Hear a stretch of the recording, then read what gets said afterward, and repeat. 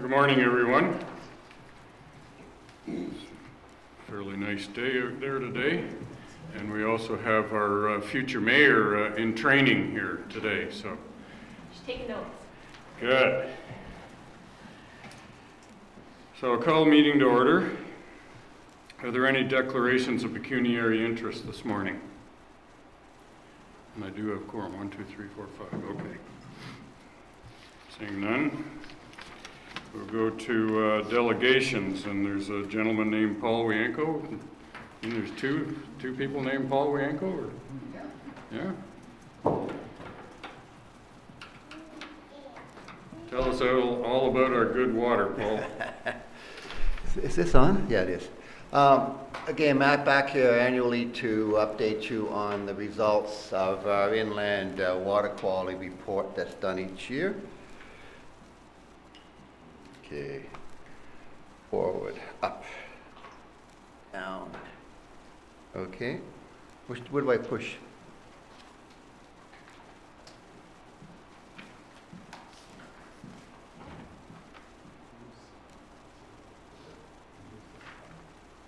Oh, Just use that. okay, pointer. Okay, just to update you what type of work I do.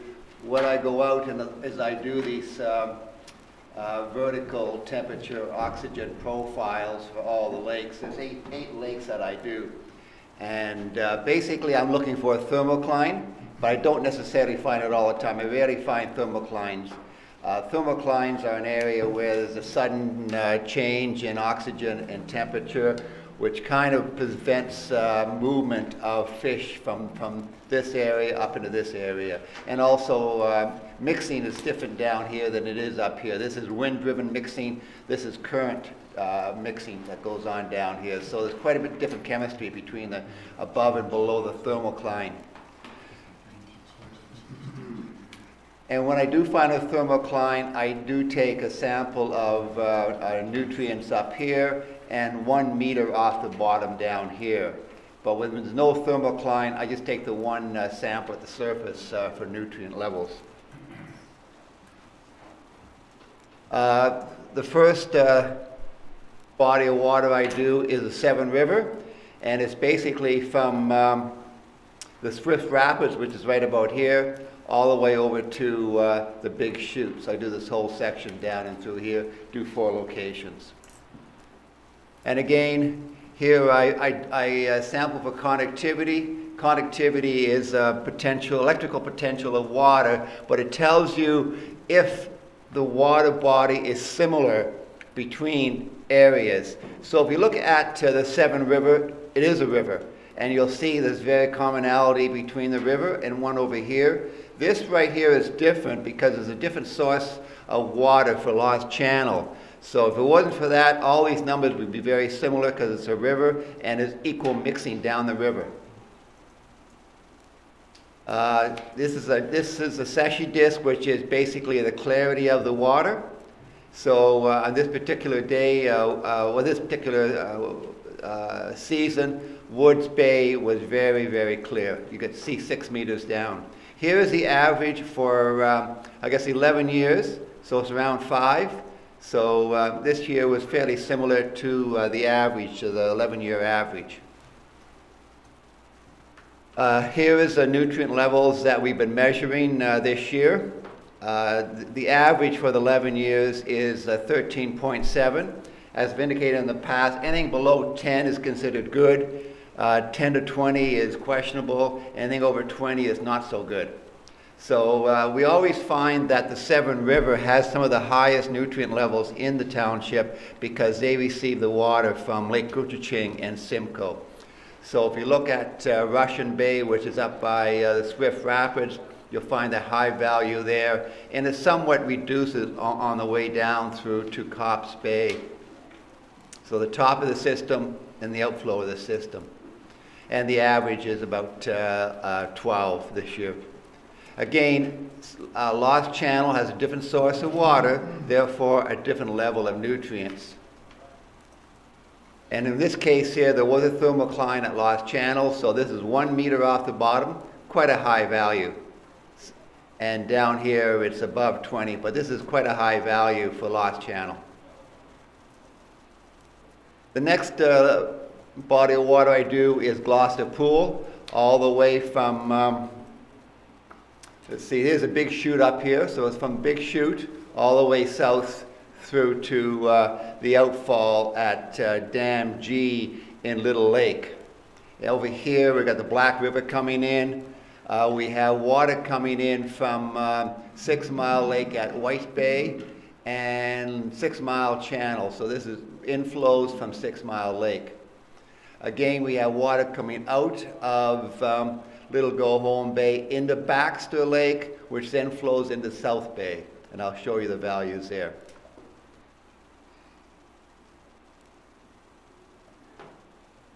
Okay, conductivity, again, you'll see some similarities and some variances. I think in Gloucester Pool with the various inputs and so on, there's very unique bodies of water, basins of water. You can see one here, which is much different than what comes out of the Big Chute. So this would be similar to what you saw up at the Severn River, because it's very similar water. But as you go through, it changes throughout the whole body water. Down here, clarity was quite high this year compared to the, that would be almost a 12-year average of 5. It was quite good this year. Clarity is really a product, a result of the amount of algae in the water. That would be the component that would change the clarity. So obviously it was very, very little production of algae, therefore it's very clear this year. As you get into Gloucester Pool, the average of nutrient levels are down. Again, 10 is just at the boundary, but you can see most of it is very similar. And again, we had a thermocline here at Little Gohome Bay. We always find one there. And again, the values there. This is 6 Mile Lake. Again, there is certain basins that are formed come September. You can see there's a basin up here, another one here. Then you have the main lake and another one over here. Originally, these used to be all separate lakes until when they flooded 6 Mile. There was like 3 or 4 lakes on 6 Mile that came together when they flooded it. Again, here we go. You can tell which is the different basins just by looking at this one. You can see the little lake here in Crooked Bay are different than the main lake and so on. Clarity, again, it's actually a little below the 12-year average. And here again, the values are always less than 10 in our lake. Again, these nutrients are being utilized by the plants in the various lakes. So the nutrients are being taken up by productivity and so on. But there was a number of thermoclines that we had this year, but most of the values in the thermoclines are not all that bad. The next area is Gibson Lake. Again, Gibson Lake flows from south to north. And this is the Gibson River down here. So basically, there's a Gibson River down here, comes in and follows back the Gibson River. You can see the conductivity is much different than any other lake. This is because Gibson Lake has a lot of tannins, which is that tea-colored water you see. And that's mainly from the pine trees and some of the wetlands that flow into Gibson. You can see something's happening in here because the conductivity is somewhat different for these two areas, and there is a wetlands that flow into Gibson halfway down. And the thermocline here. The values are around 10 for the, what's this now? This is a 11-year average, so a little higher than some of the other lakes, but that's all from wetlands, basically. If you go from south to north, it looks like there's an increase in the nutrient levels being added to the lake. So this is the inlet, this is the outfall, and there is a small increase in the nutrient levels. I wouldn't say that's because of the cottages per se, because there is some wetlands in there. Then you have your thermocline values down here. Gohome Lake, again, the water flows in through Swallow Bay, and then moves down through here, the various, and out into Dam G, and this is where Councillor Douglas lives down here someplace. The unique thing about Gohome Lake is that the majority of development are in these back bays. A lot of these back bays have the majority development. There's very little along the shore here, so we have to go into these back bays to find out what the nutrient levels are. Manning Bay up here has its own source of water from Severn Lake. So this is always a unique, different, this is almost by itself a different lake up here. Again, different connectivity levels, but they're fairly unique. Except for Manning Bay, which is where? Right here.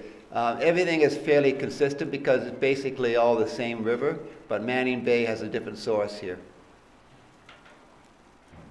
Nutrient levels are all about the same, 10 being their, I guess, an 11-year average, 12-year average. Values are in that 10 to 15 range.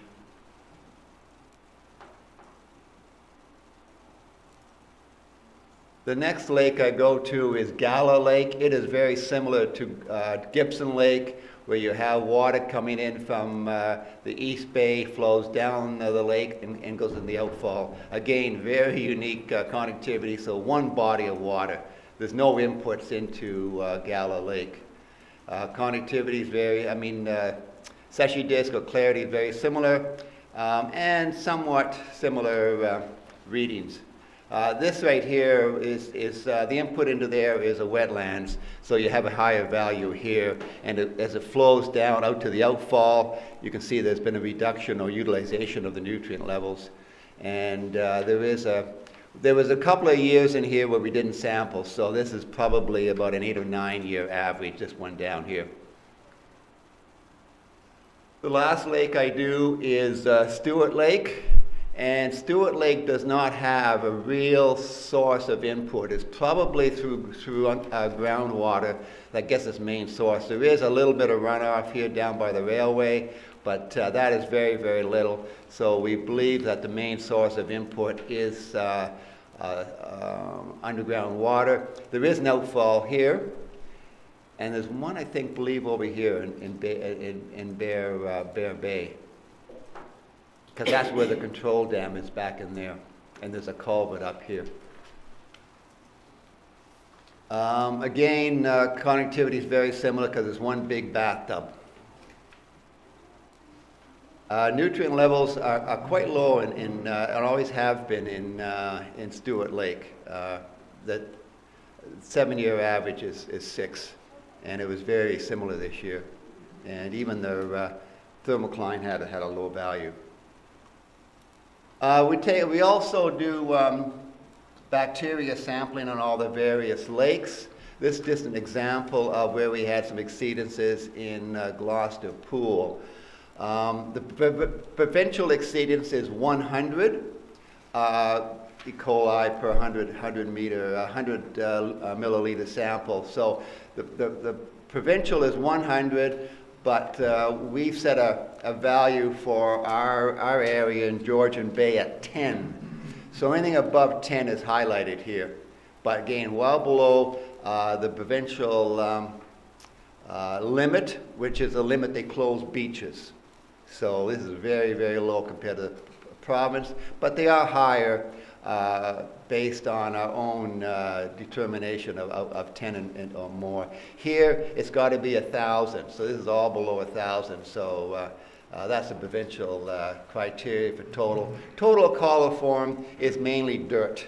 It's a runoff. You'll find these higher values probably as a result of a storm or heavy runoff for that particular day.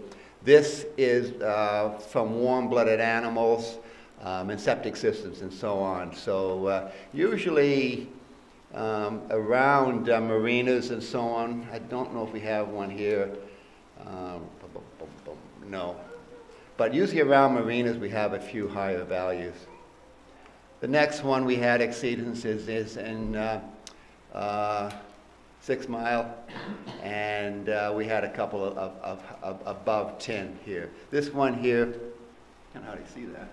Yeah, that's actually above the provincial criteria, 188. So on that particular, this is a fish spawning area, so there's probably animals involved in that, but if that had been a beach, that would have been closed that particular day.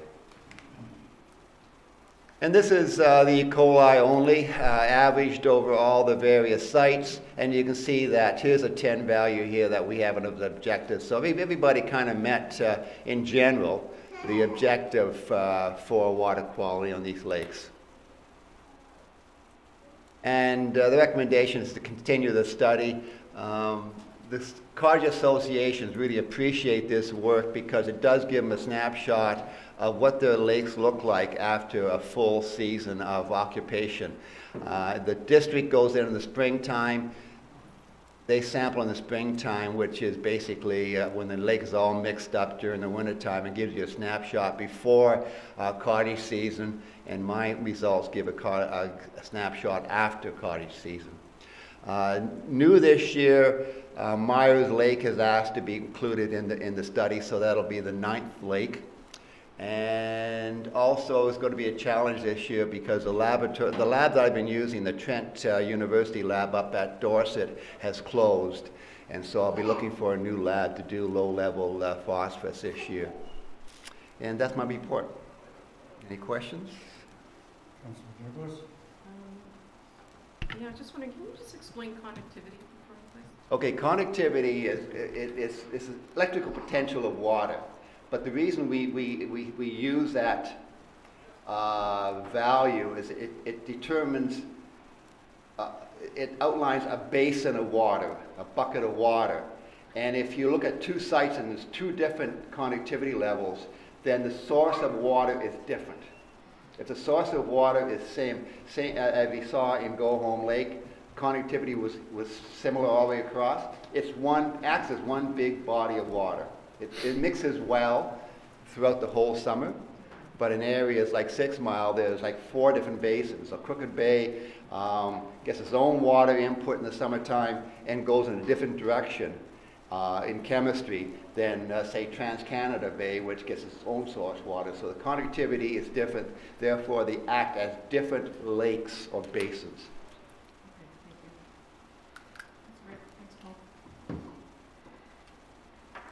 That's it, Paul. Thanks very much. Thank you.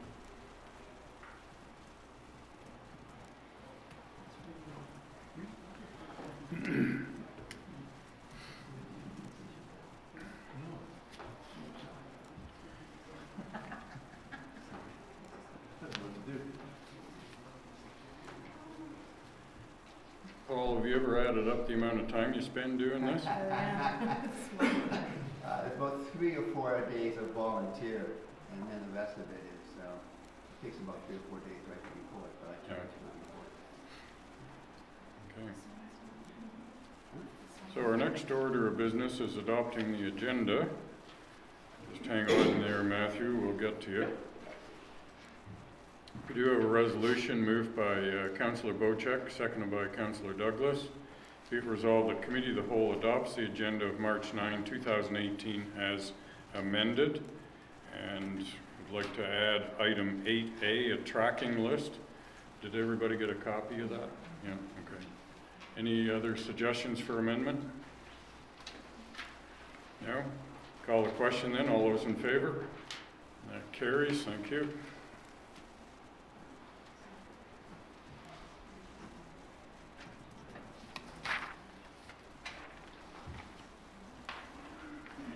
We move on to an AMO presentation, and you're going to tell us how we can get all kinds of additional revenues, like millions. You should have been here yesterday. We need 1.5. So come on up and make your presentation, Matthew, and welcome.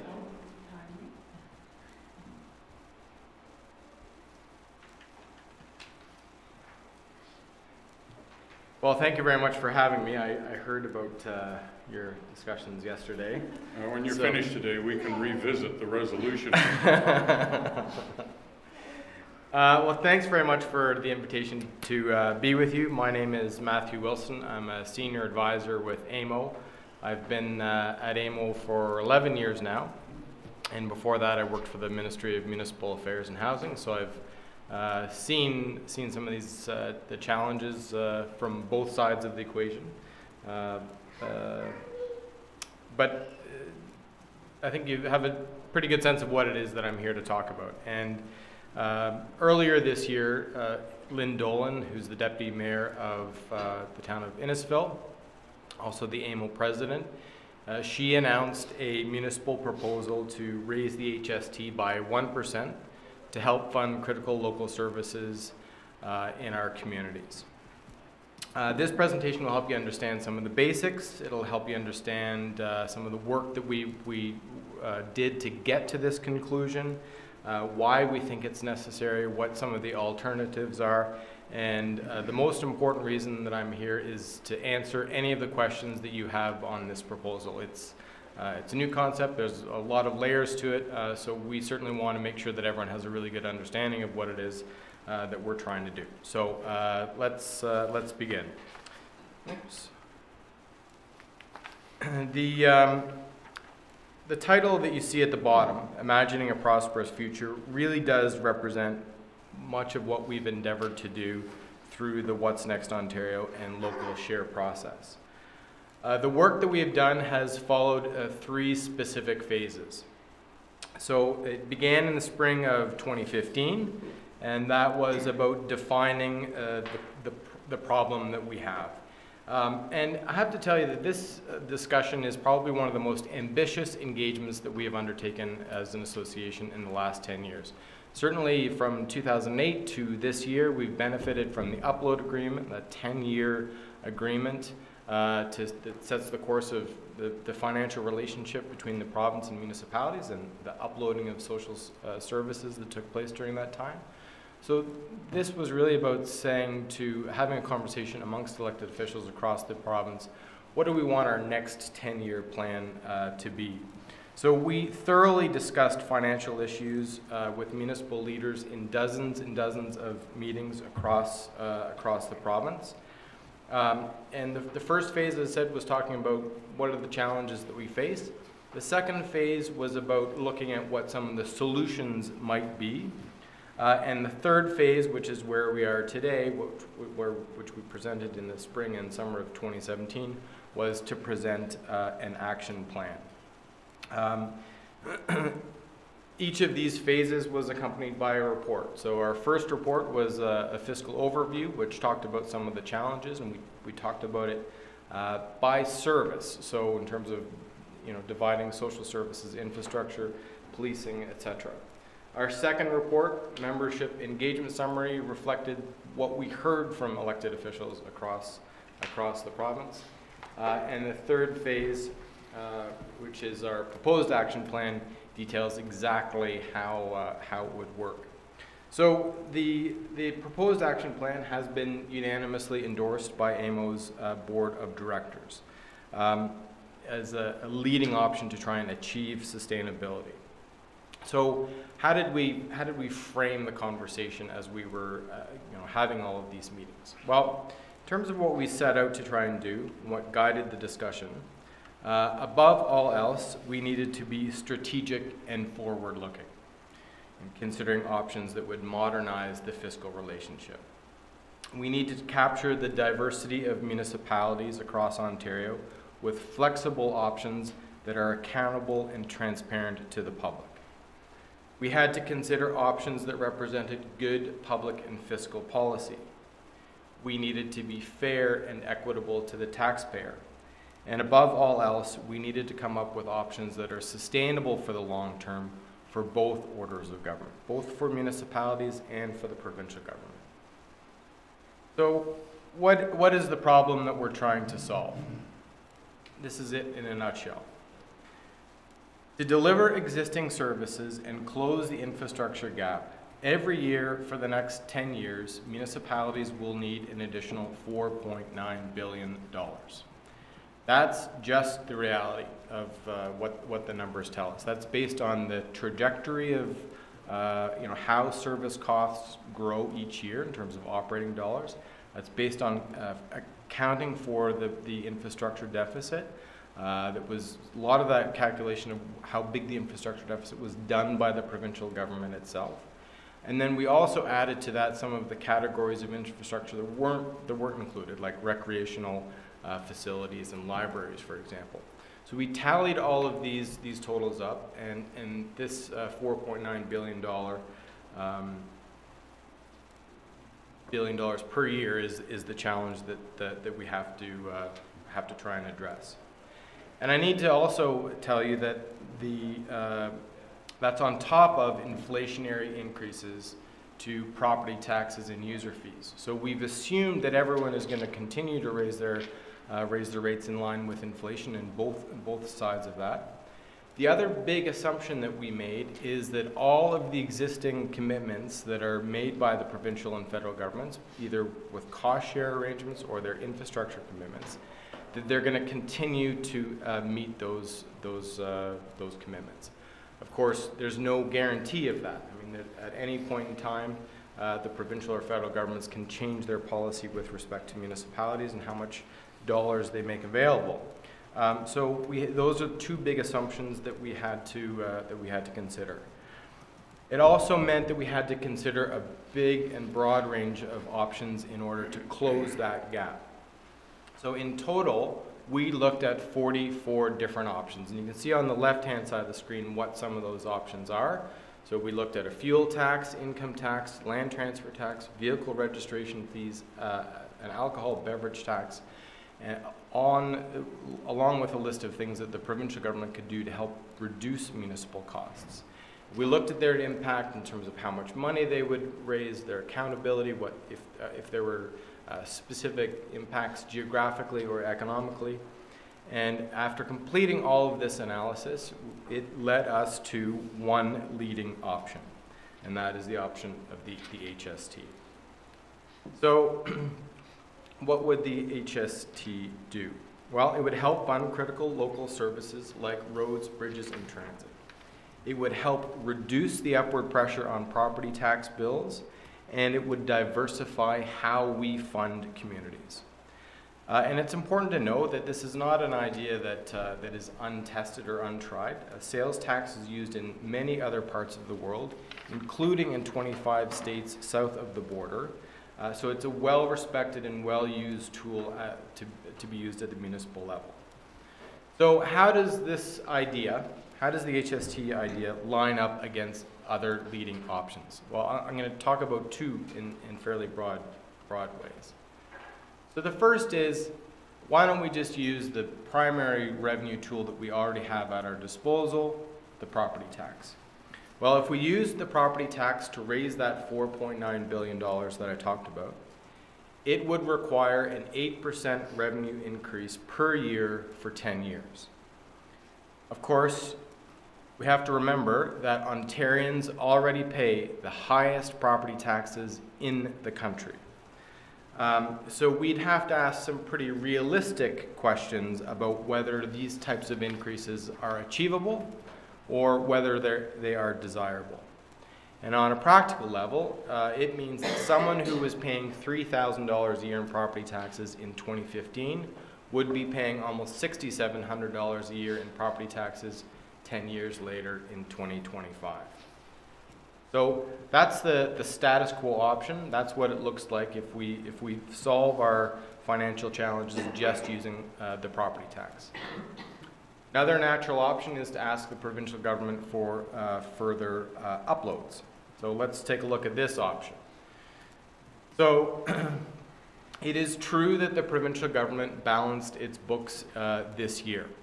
However, you also heard earlier this week the Ontario Minister of Finance say that in the budget that will be delivered later this month, that the government is expecting to post a deficit again, somewhere in the range of under 1% of GDP, so it'll be about $8 billion or less. We also have to acknowledge the total provincial debt is $341 billion for 2017-18. That's a substantial sum of money. And setting aside even the Minister of Finance's remarks, earlier this year, the Provincial Financial Accountability Officer, who is independent of government and reports to the legislature, has indicated that there will be a steady deterioration in the budget deficit going forward, which was confirmed this week by the Minister of Finance. So against this backdrop, municipal governments have to ask, what is the likelihood of getting further provincial assistance from the provincial, further financial assistance from the provincial government? So this is a little bit of the history of how we've arrived at this bigger and bolder option. Let me walk you through now how it would work in terms of what it would mean. So to start off, we would increase the provincial portion of the sales tax by 1% province-wide. We pay 13% now. We raised the rate to 14%, and of course in the recent past, Ontarians have paid 15%. So we're not raising it to a level that we haven't seen before. Number two, we're going to provide rebates for low-income Ontarians and allow for some administration costs. So this would produce about $2.5 billion per year. Keep in mind that I talked about a $4.9 billion problem. So we're, this is only solving half of the problem that we've identified. The other part of the equation would come from greater service efficiencies or raising your property tax rates above inflation. That's a substantial amount of money, and I want to focus on the low-income Ontarians for a moment. So what we're doing is we're extending all of the existing rebates that they have with a 13%. We would extend that out to the value of 14%. I think in total, the value of those rebates for low-income Ontarians is in the range of about $277 million. So a substantial rebate for those to keep them whole. The dollars would be collected provincially and then redistributed to municipalities based on an allocation formula, and I'll talk about that formula in a moment. So, what are the merits of this proposal? Well, there are four. Number one, it would diversify municipal revenues, it would close the infrastructure gap, and it would provide for your local needs. Number two, it would mean less municipal vulnerability to federal and provincial policy change. Number three, it is a more predictable way of financing infrastructure and planning at a local level. And finally, it's a more progressive option. In other words, that it reduces the upward pressure on property taxes, at least certainly for the next 10 years. And of course, as you know, the amount of property tax an individual pays has no bearing on their income. So, how would we divide up these dollars? In terms of our allocation approach, our starting point is distributing, as I said, $2.5 billion to 444 municipal governments. We used a sliding scale per household to do that. The sliding scale treats every municipality the same as it moves through the scale. In a two-tier situation, the per household allocation is divided between the upper and the lower tier.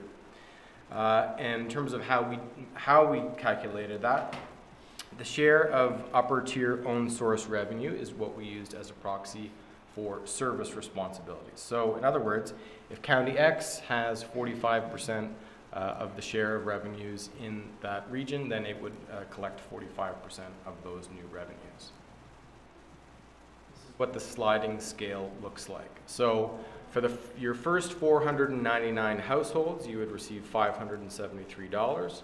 For any amount of households between 5,000 and 4,999, you'd receive 523, and it goes. That number decreases as you get larger. And I know this will be a question that you'll have. We're including seasonal households in this calculation. So every single household. We acknowledge that there are costs associated with servicing those properties, regardless of whether or not they're occupied. So that's how we treated the household equation in terms of allocation.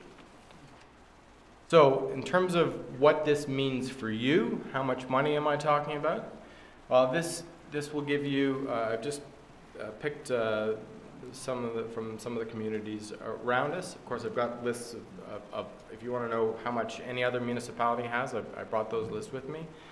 But that gives you a sense of how those dollars divide out based on who is doing what. So based in part upon existing revenues and your households. So, what are we asking of you? So first off, we're asking people to try on the idea, to see how it fits, to focus on the concept of what it would mean to diversify revenues. Number two, I would ask you to consider how does local share and the numbers that I just showed you, how do those numbers line up with your local needs? And that's a conversation for you to have with your municipal staff. Third, if you're not sure about any of this, if you're not sure about what any aspect of what I've talked about, please ask me. And finally, we are seeking resolutions of support from councils and the feedback of the public. And certainly we've received a number of resolutions in support already. So I'm going to conclude by making, I think, the most important point to be made. So first off, all of the reports that I've referenced are available at the link that you see on the screen.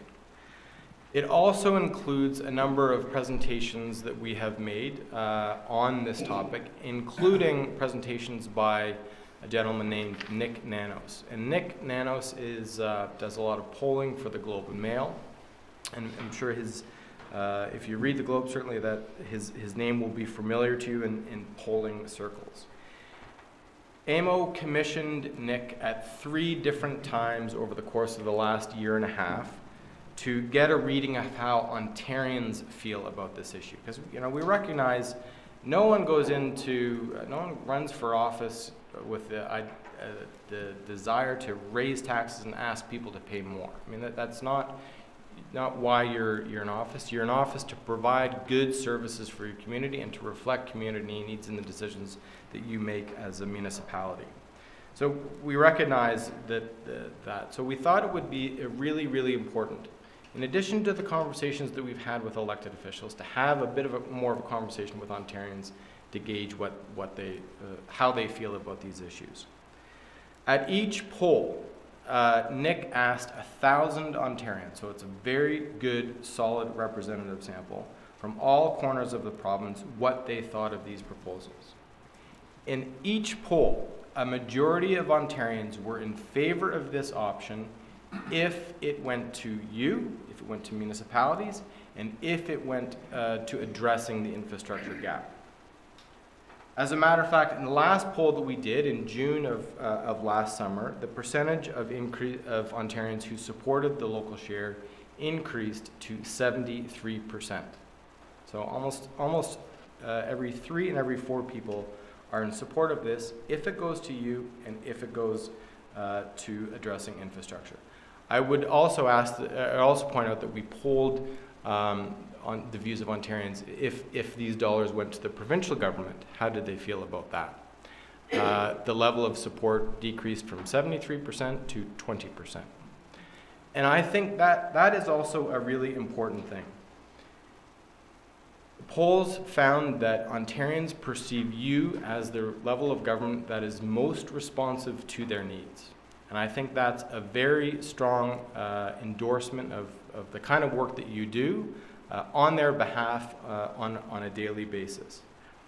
They have told us that they're willing to consider a bigger and bolder option, and I invite you to consider what that bigger and bolder option might mean here.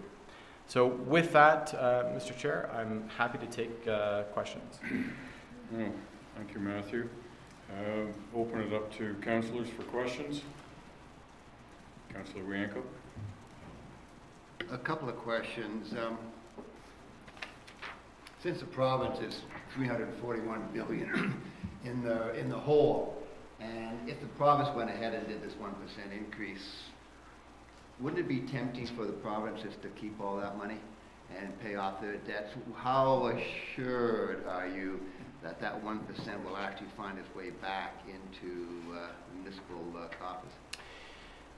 That's an excellent question, and I mean, I suppose one of the things that we're doing is we're getting our oar in the water now, first, to sort of say that this is one of the key, if the municipal sector is going to become sustainable, we need new revenues, and we've done the homework to try and figure out how that would work. So in terms of, you know, the competition between the three orders of government, I mean, I think we're ahead of the game in terms of trying to make the case for municipal needs.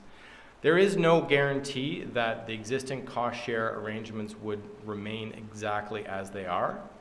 However, I think any move to worsen the municipal financial position would be measured against the polling results that I've presented, in that if provincial action is going to make it more difficult for municipalities to tackle the infrastructure challenge, then that's not going to be very well received by the public.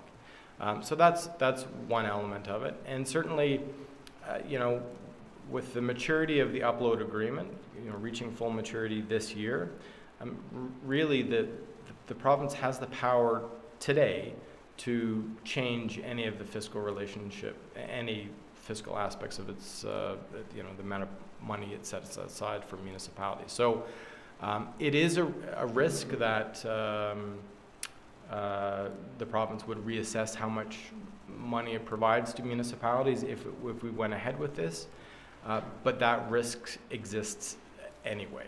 So, so in terms of, you know, we're putting an idea on the table to try and achieve sustainability.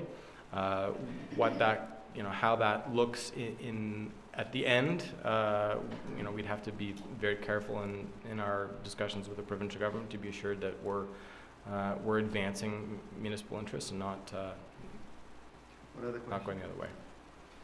One other question.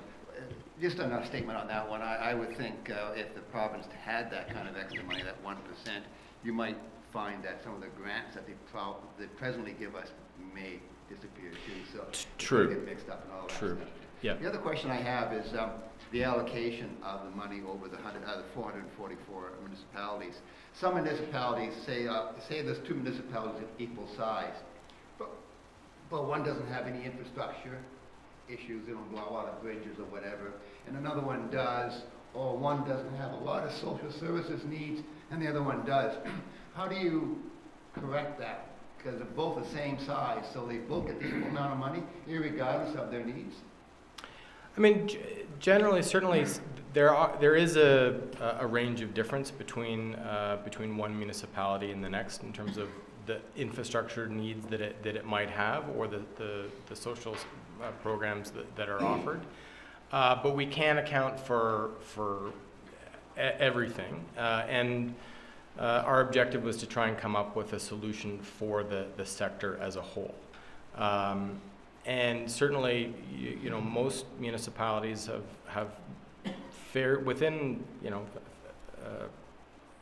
you don't operate a subway system here, obviously, but the City of Toronto does have one. So there are some big differences between the capacities of municipalities, but we're really looking at it from a perspective of the people who live in a specific community and providing a standard level of support per household, and recognizing that how that translates, you know, it's going to be, those dollars would be directed to whatever local priorities exist in that community.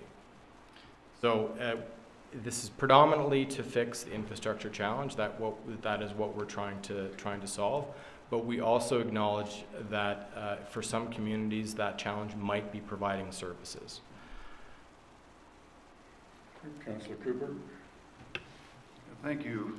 That was a good presentation. I'm just curious about a couple of things. I believe you stated that Ontario has some of the highest municipal taxes through impact, I guess, or evaluations, thus taxes, thus revenue.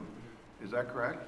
So setting aside the assessment entirely, just looking at the dollar figure of what people pay every year, Ontarians pay more here than in any other province. There's a lot of reasons for that. I mean, you also deliver a broader range of services here in Ontario, like ambulances and public health, which aren't municipal responsibilities in other provinces. Thank you, but it makes me think then if we're paying some of the highest taxes that maybe we need to find this 1% some other way. In other words, reduce our costs somewhere. Because I'm not sure I have an appetite for another increase when the taxes are already so much higher than anywhere else in Canada. Something doesn't add up for me. Well, if we felt that there was $4.9 billion in efficiencies within the existing system, then we wouldn't be having this conversation. So, in other words, or let me put it another way. So let's say you are, we identified a $4.9 billion problem and a $2.5 billion solution. So further efficiencies or making do with less is going to be part of the equation somehow to finish closing that remaining $2.4 billion. But it also comes down to a question of what are the services that your constituents would be willing to do without. And the starting point that we had for this conversation was, providing for local needs as reflected by the conversations they have with you as elected officials. So our starting point was to preserve all existing services. If our starting point was to pull back on services, that's a different kind of conversation. And from all the conversations that we had with elected officials across Ontario, that's not a good, that's a painful exercise, as well as as it can be to ask people to pay more.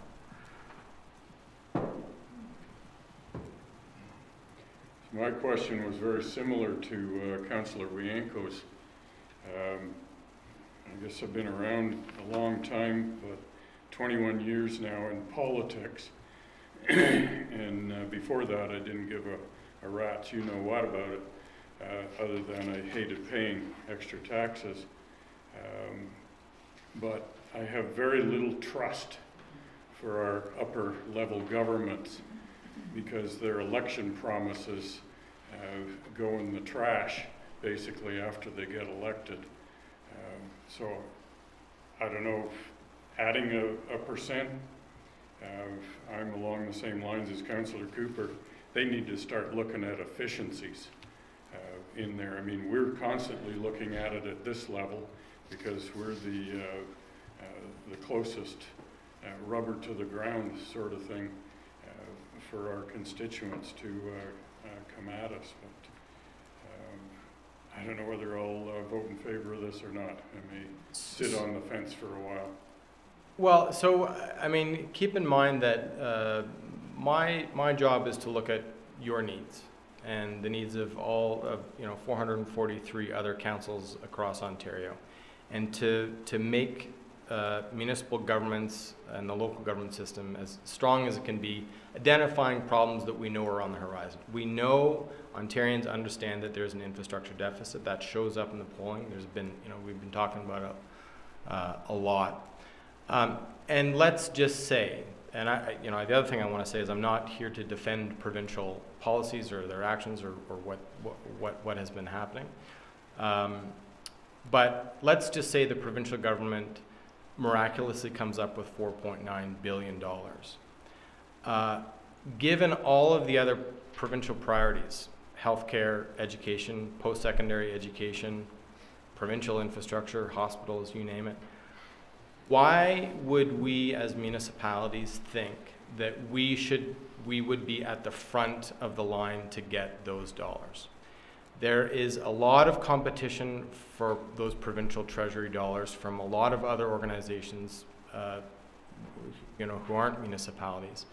And so if we're hesitant on, if we're going to look at the province and say they should be doing things differently, maybe they should, but there's no guarantee that those dollars are going to flow to municipalities, even if they were able to do things differently.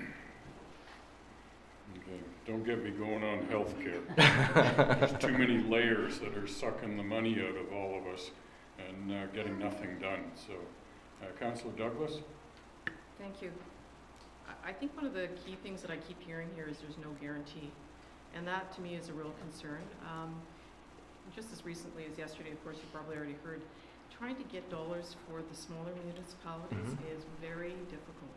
And for us to ask our constituents, the public, to pay another percent with no guarantee, I find that a little bit hard to, even as a business person, to look at and support.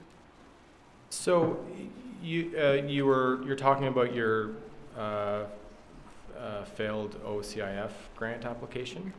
So the difference between what I'm talking about here and that failed application is that there's no lottery in this. Those allocations, let's say this happened tomorrow. The numbers that I showed on that screen would flow to you every year. And there's no application. There's no wondering, is the letter coming in the mail? And I'm asking you to think about what the idea of receiving a share of those revenues would mean to your community in terms of trying to finance things going into the future, going forward.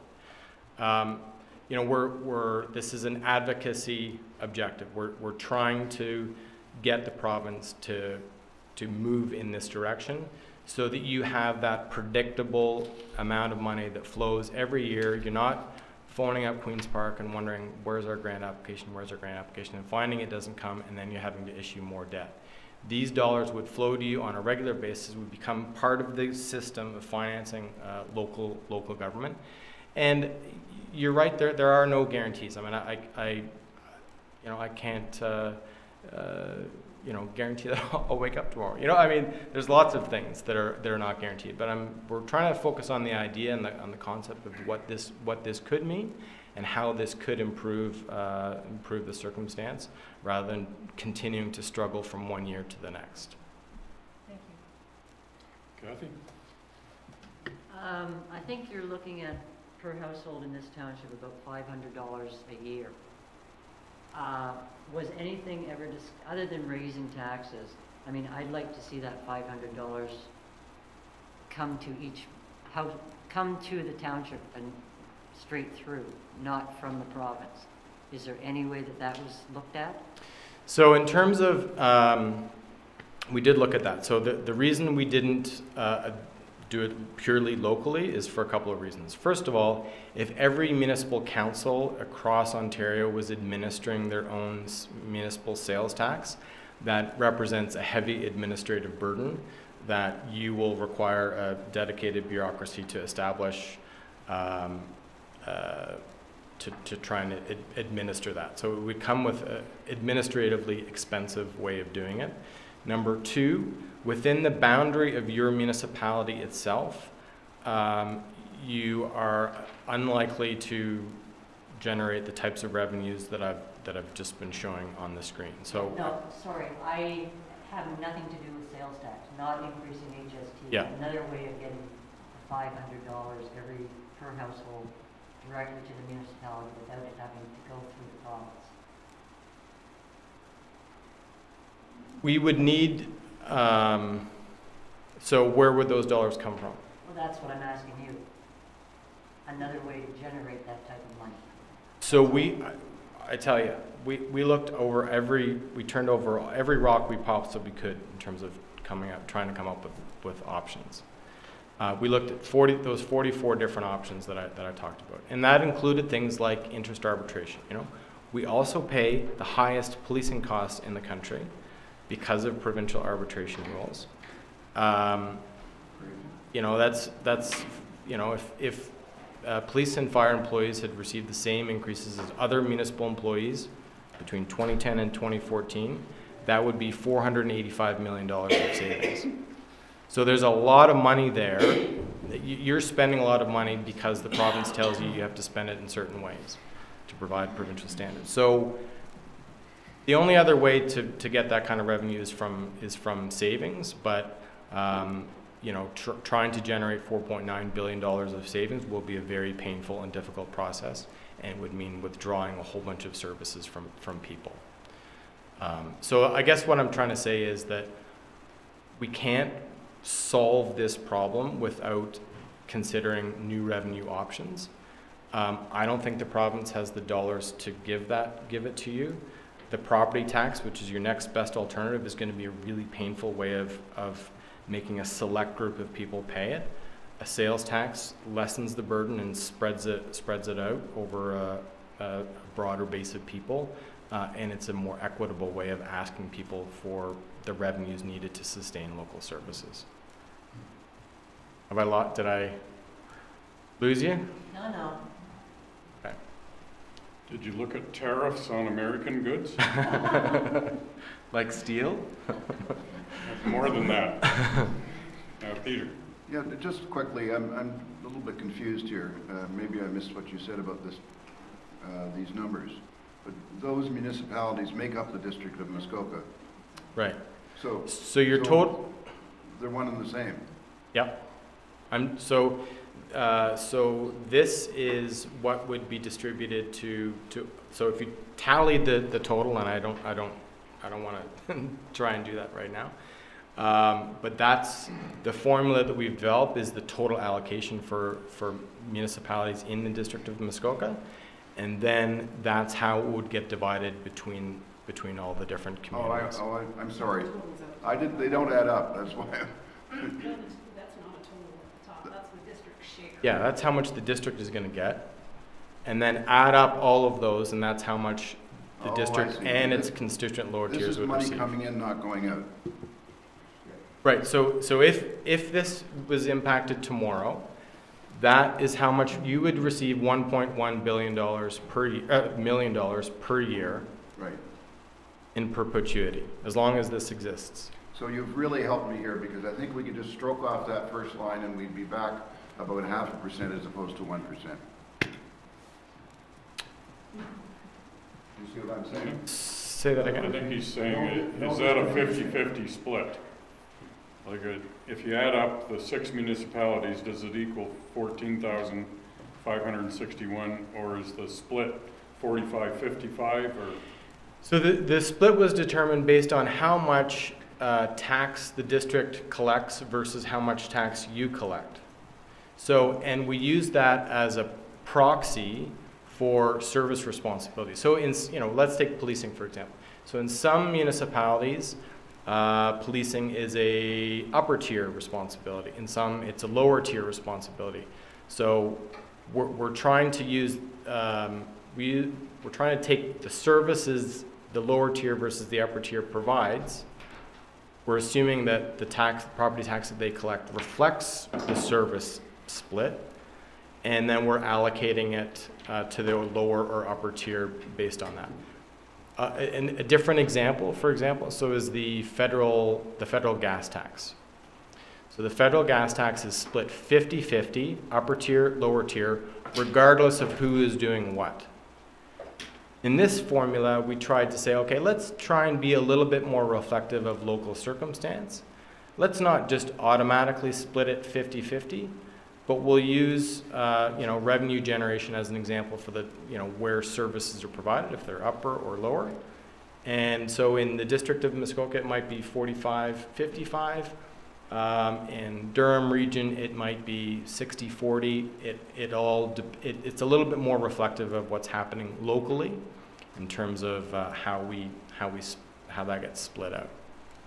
Just to finish on this point, what I'm really saying to you is that if those dollars were coming back to these particular areas, if you were to stroke out the first line and say nothing went to the district, you'd reduce the percentage significantly, and that might be meaningful, because our district right now has a lot of money, and I don't know that they need any more. Thank you. I'm not here to to talk about that part of it, but and I don't want you to. We're one of the hardest parts that people had when we went around and talked to people about the idea of diversifying revenues. Everyone was like, well, sure, that sounds wonderful, but how much does it mean to me? How much is my municipality going to get?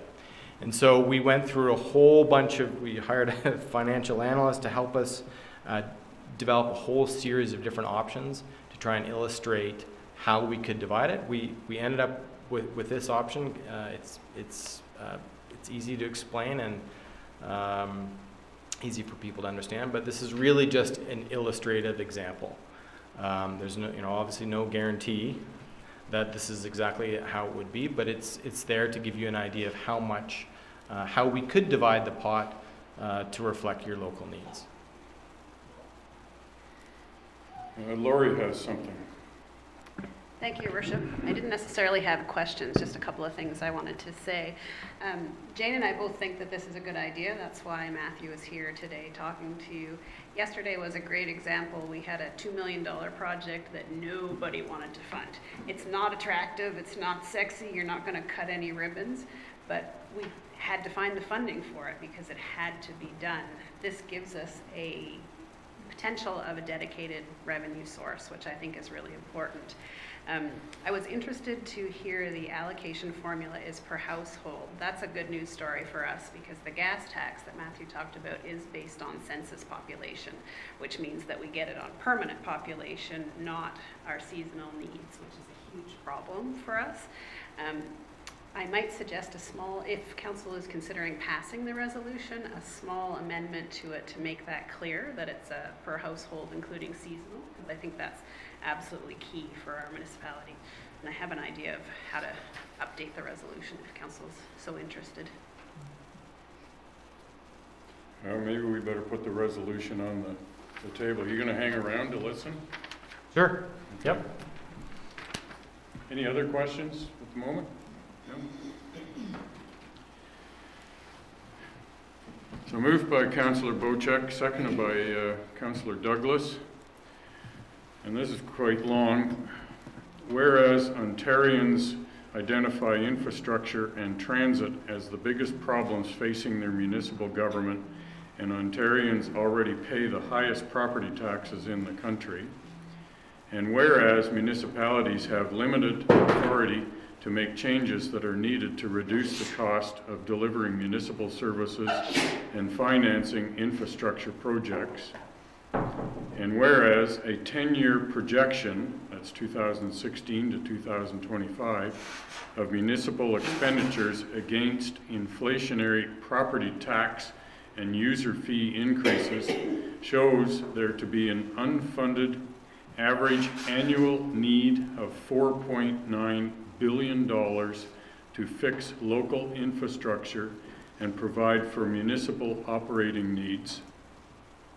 And whereas this gap calculation presumes all existing and multi-year planned federal and provincial transfers to municipal governments will be fulfilled, and whereas each municipal government in Ontario faces unique issues, fiscal health is a challenge shared by all municipal governments regardless of size, and whereas diversifying municipal revenues strengthens municipal long-term infrastructure planning and financing and would reduce the vulnerability of municipal governments to any federal or provincial changes and their own respective fiscal health.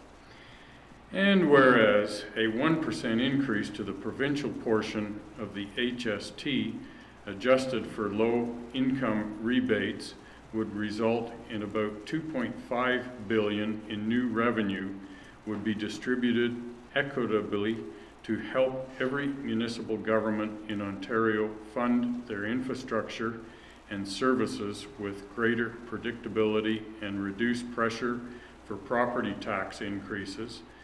Now therefore be it resolved that Committee of the Whole recommends that Council of the Township of Georgian Bay supports the Association of Municipalities of Ontario in its efforts to secure new sources of revenue such as receipt of a portion of the HST revenue and or other sustainable alternative revenues to help fund critical municipal services like roads, bridges, transit, recreation, and cultural facilities, clean water, and other services. And don't ask for a reread. So, I'll open it up for discussion. And you're right, there should be something in there to specify exactly how this is calculated for the rebate. So, Councillor Douglas? I do see it as being a move forward, as our CAO brought up. However, again, no, there is no guarantee, but then again, that the province is actually going to distribute this. I think the allocation, if that is the example of the allocation, I don't think I could support that.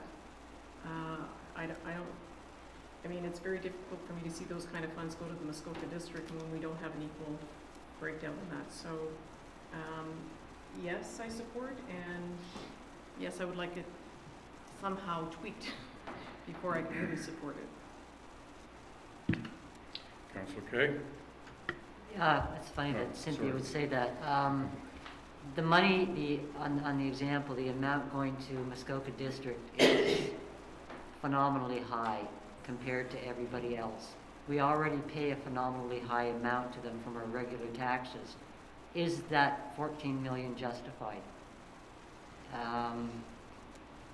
What more do they need? They keep increasing our portion to cover things.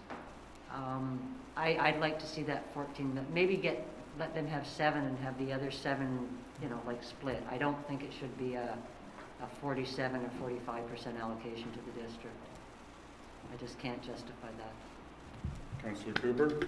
Maybe I've already let my feelings out a little bit, but my sense is I can't support it at all, but in particular, the district amount, we're not already struggling to get a reasonable amount of ROI at the moment.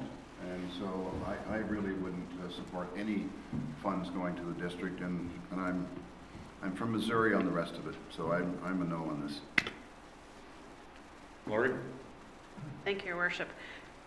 I hear what you're saying about the district. I think at this point it's a concept of how extra revenue could be raised, and the allocation formula, that's an example of how it could be distributed, not necessarily the final. So I'm not sure how hung up I would get on that particular part. Maybe Matthew could speak to that a bit more. It really, I mean, I know you're looking at it from the perspective of locally, but we had to come up with a solution that worked for 444 municipalities.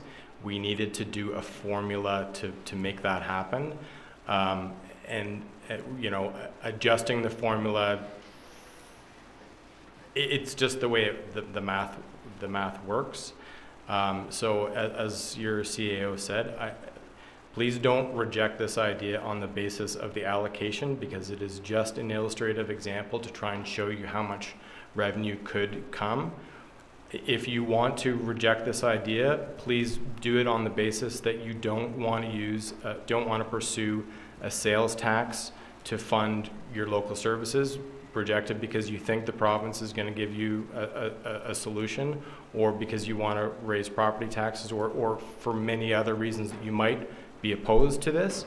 But please don't reject it on the basis of the allocation formula, because we had to come up with something that worked for all communities, that reflects all municipalities, and is on a fiscally sound basis. And it's just an example. It's not necessarily what's going to come out in the wash at the end of it. But if you like the idea of, you know, diversifying and trying to provide for local needs, then support it. And if you want to pursue a different alternative, then don't. But I'm going to take it off the screen. Laurie? So the other thing to think about that is the district representation is made up of all lower tier representations. So if that was the final allocation, then the district representation has an opportunity to say, well, then we don't need to take so much from our lower tiers. We can use some of this money and lessen the burden. So that it's not something to get hung up on. Paul? No, I agree with Laurie. I think it's going to be some, if this ever goes through, there will be debate about who gets what in the way of monies and so on. So I think if this adds up to be about 30 some million dollars, and I'm sure there will be some debate at the district council table how that should be divvied up a little bit more fairly. But as a councillor for the inland lakes and so on, and at the district, I'm obviously reluctant to have to raise property taxes to pay for upcoming needs for infrastructure and so on, especially since downloading is not fully completed yet.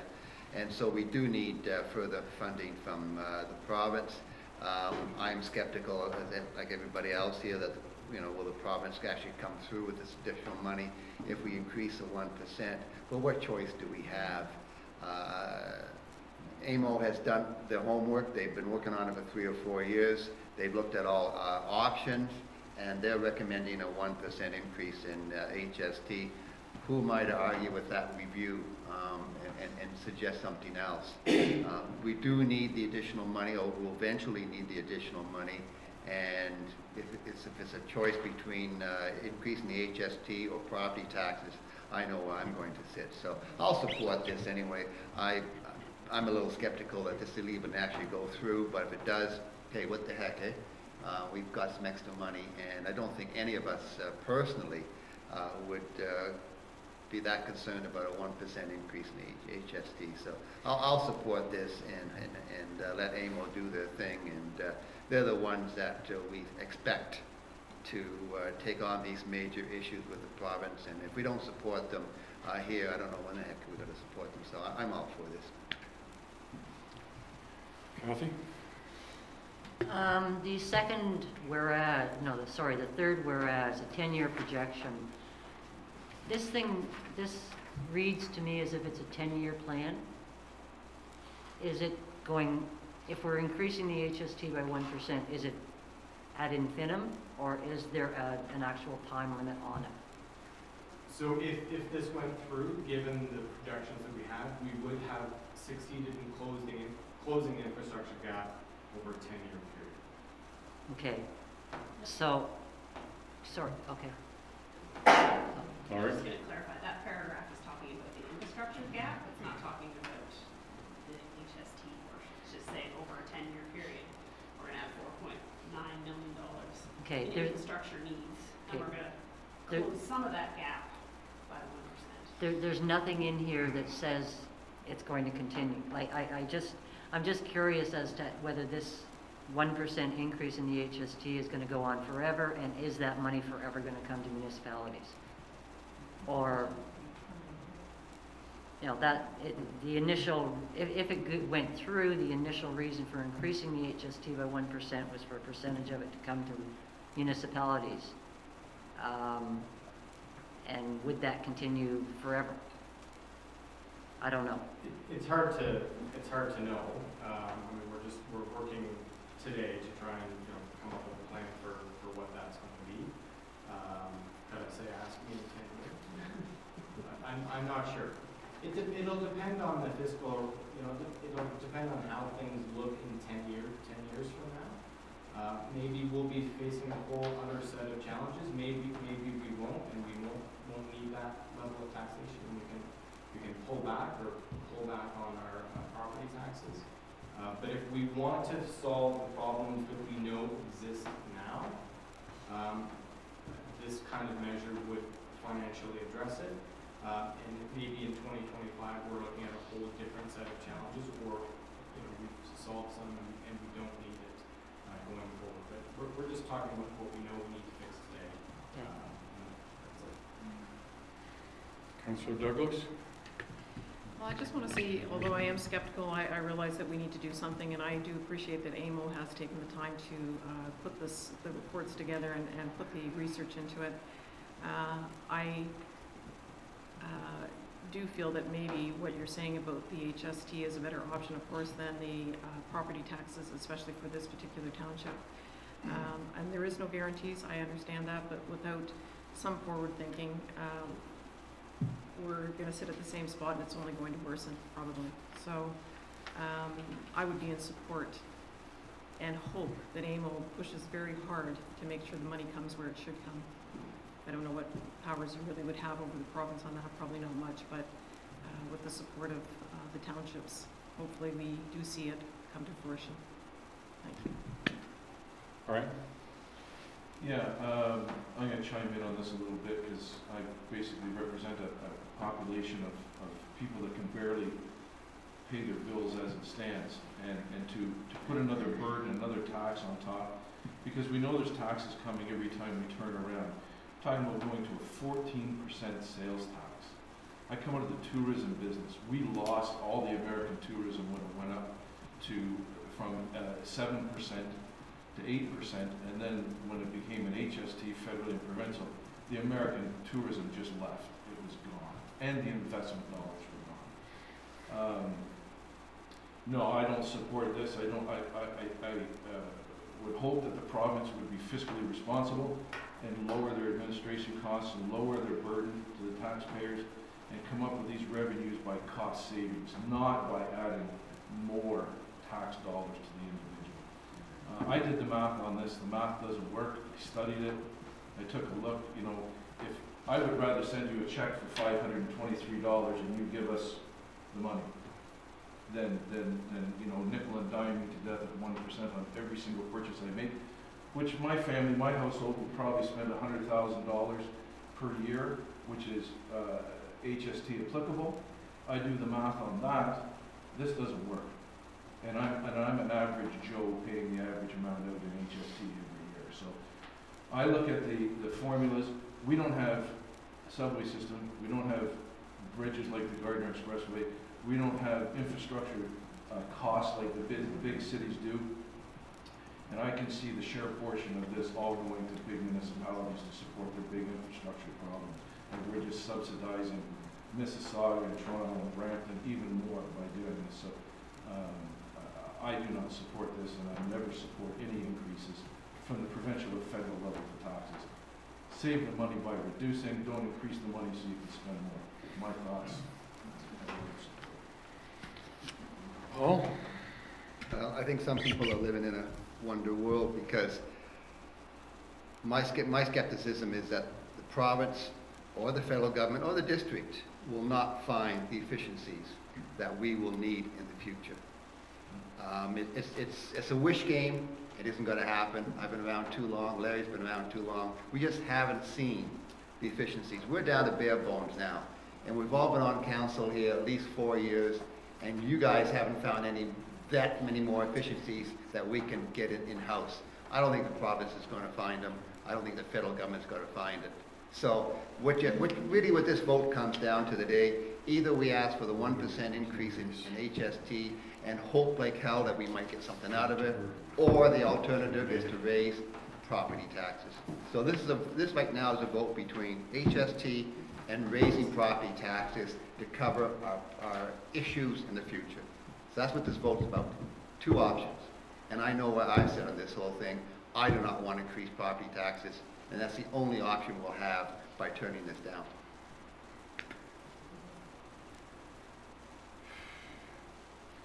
So our municipal addition was 8,066,000 versus 14.5 going to district. And we all know how well the townships do at district when there's a vote that comes that will really benefit the townships versus the towns.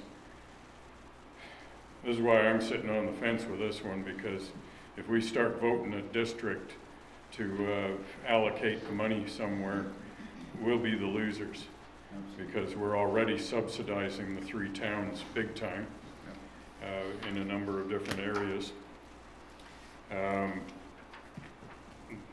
In 2008, I think it was, and I talked about this yesterday, the council started a debt reduction initiative at district, and I was just in jubilation that we were actually going to reduce our debt and raise our reserves. And I think it's last year, the debt which was up here and our reserves that was down here, they have now past each other because of the initiative. And thank goodness the councils that have come in over the last 3 terms have stayed the course, because we had huge debt back in 2008, and it was just getting bigger and bigger. So this 14 million, if it was to come there,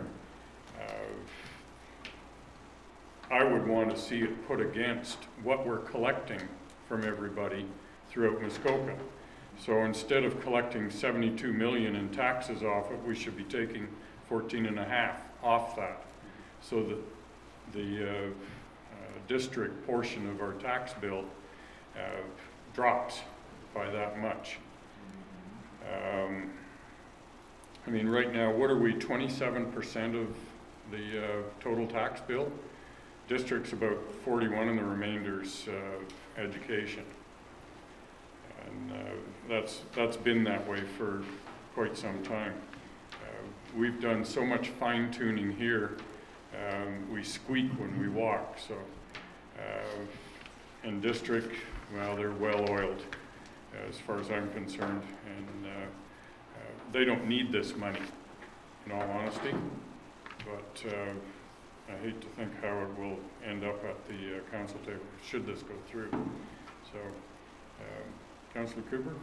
I'd just like to add one thing to think about here, and that is that, you know, the district in particular, but our township as well, has gone from the days when we were taxed on services, and the fees that were generated and taxes that were generated were pretty low.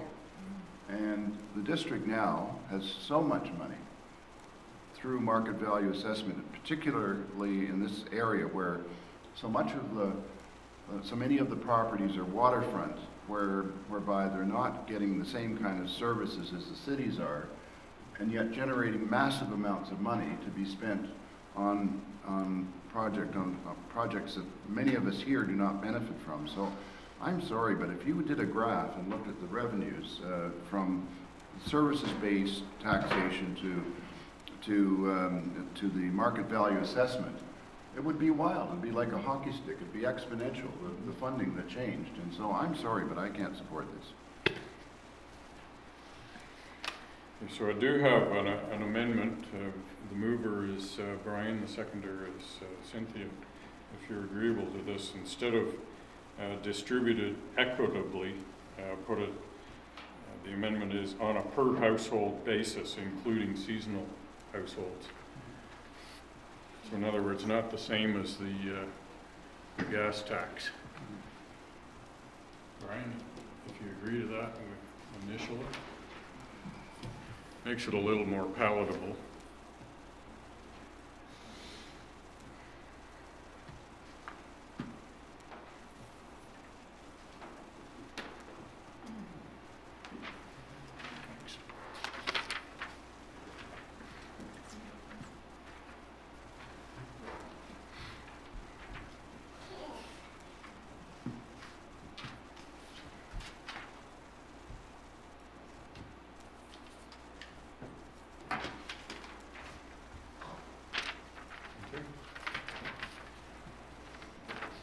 So we've been about an hour and 20 minutes on one item here, folks. I think I'd like to conclude this. Half loads come on Monday. Yeah, really, I was hoping to get a full load of gravel this afternoon, but maybe not. Any further discussion? Can I record a vote? Record a vote, Madam Clerk. Member Wango? Yeah. Member Bocek? No. Member Cooper? No? Member Douglas? No. Member Edward? Vote. Member Kay? No. Chair Bray? I go with a majority, no. Defeated. Sorry, Matthew, All right. but there's always room for reconsideration at a future date, because this will come to council next month.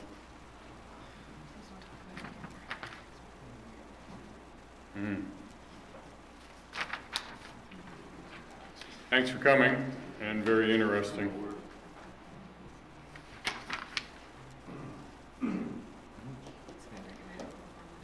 So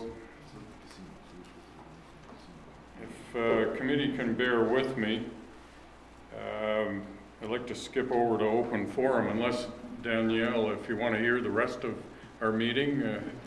This is so interesting. I'm not. Really?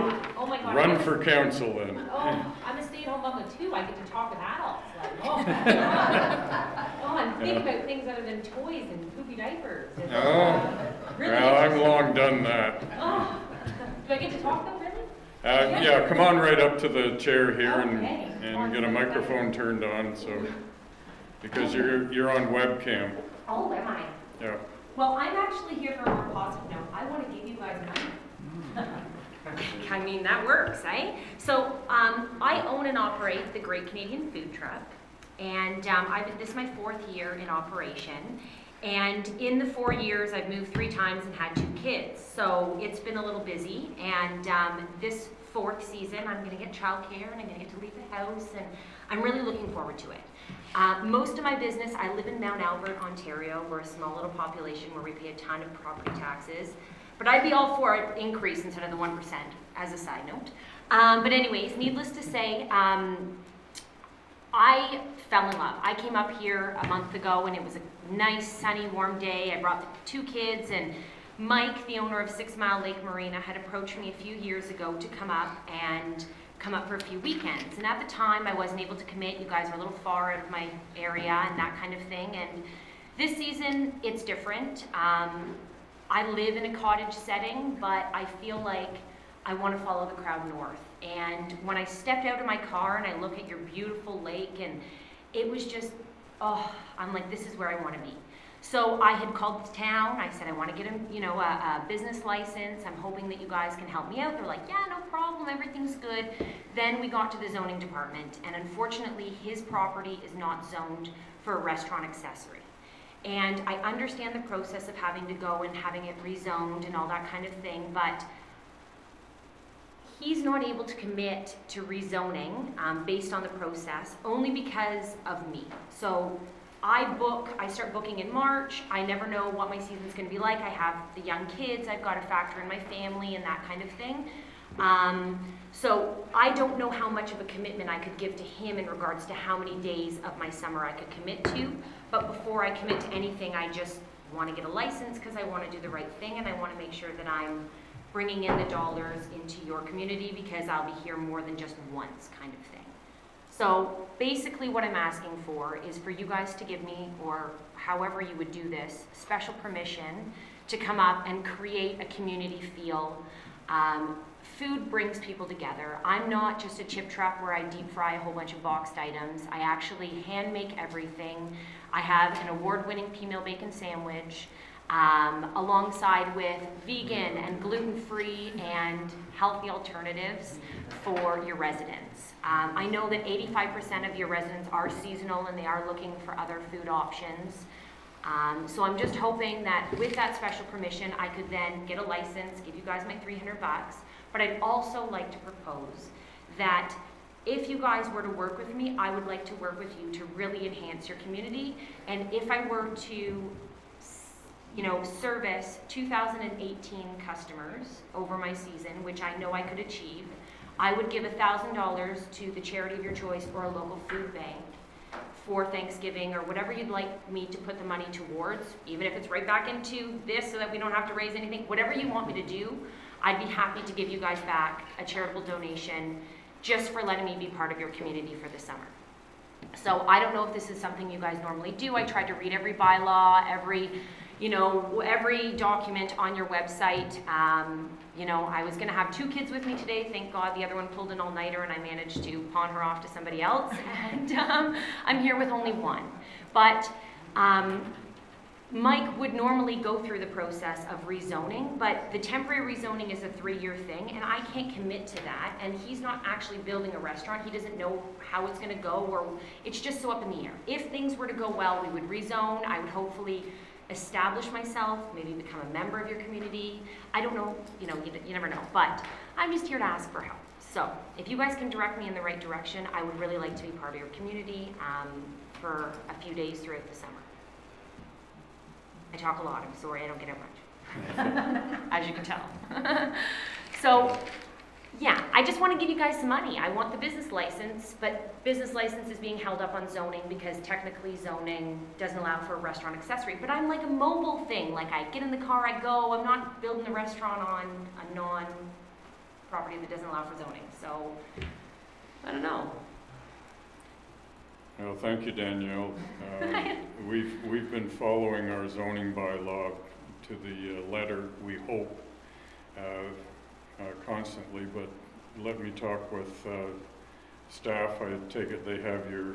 They know me. I've been bugging Yeah, them. okay. They really, I don't know if they like me too much, but... There may be another location. Are you married right to the I'm 6 not Mile Lake? married, but he was just so, like, you know when you just get this feeling, you know? He's like, Danielle, he contacted me a few years ago, and I do feel like the business of going north would work. I fell in love, like I said. When I opened that door and I saw 6 Mile Lake and it's snow covered and it was just so serene, I'm like, I could totally do this. It's not easy for me to drive 2 hours one way to go to work, and I don't necessarily have to do it, but I could find a location in another municipality, and I'm sure it'd be closer to home, and I'm sure it'd be equally as beneficial to me as it would be to them. But I fell in love with you guys. So, and after coming here today, you guys got a lot of other big problems or fish to fry, so. Well, you should have been here yesterday. I was a little late to be added to the agenda, so. Okay, well, we don't have open forum on a No. council day, just a committee of the whole day. So- Anyways, let me talk to staff. Yeah. There are other locations in the municipality That that would be suitable. Okay, Okay, it might not be right beside the Yeah. lake, so, let me anyways. know. Can I say something here? I know Sure. we're not supposed to, but. No, I support you fully because 6 Mile Lake is a great site at the marina, 6 Mile Marina. Believe it or not, we've had chip trucks in there for a number of years. I don't know how they did it, but they've been in there Illegally. before. It doesn't matter.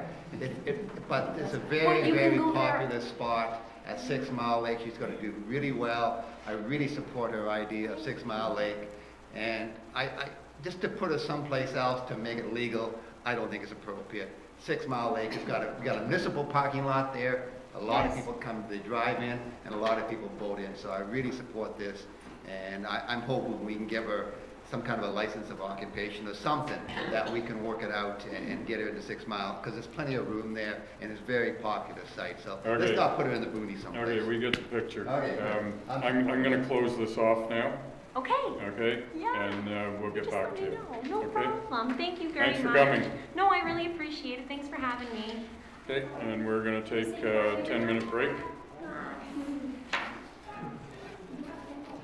Female sandwich?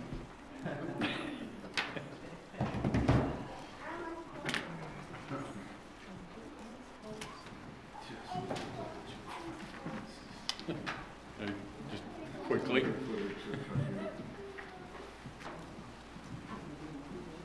I love it. I absolutely love it. And John, look now, that was my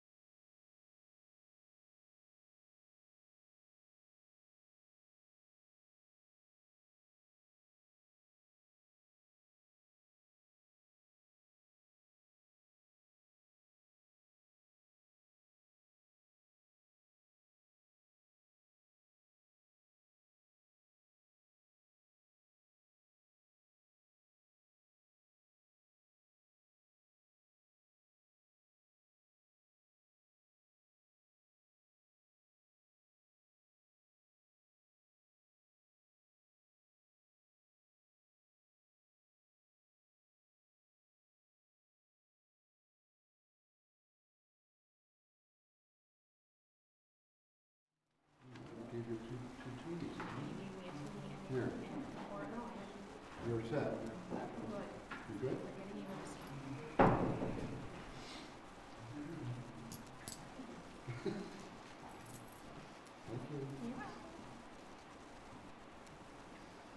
Okay.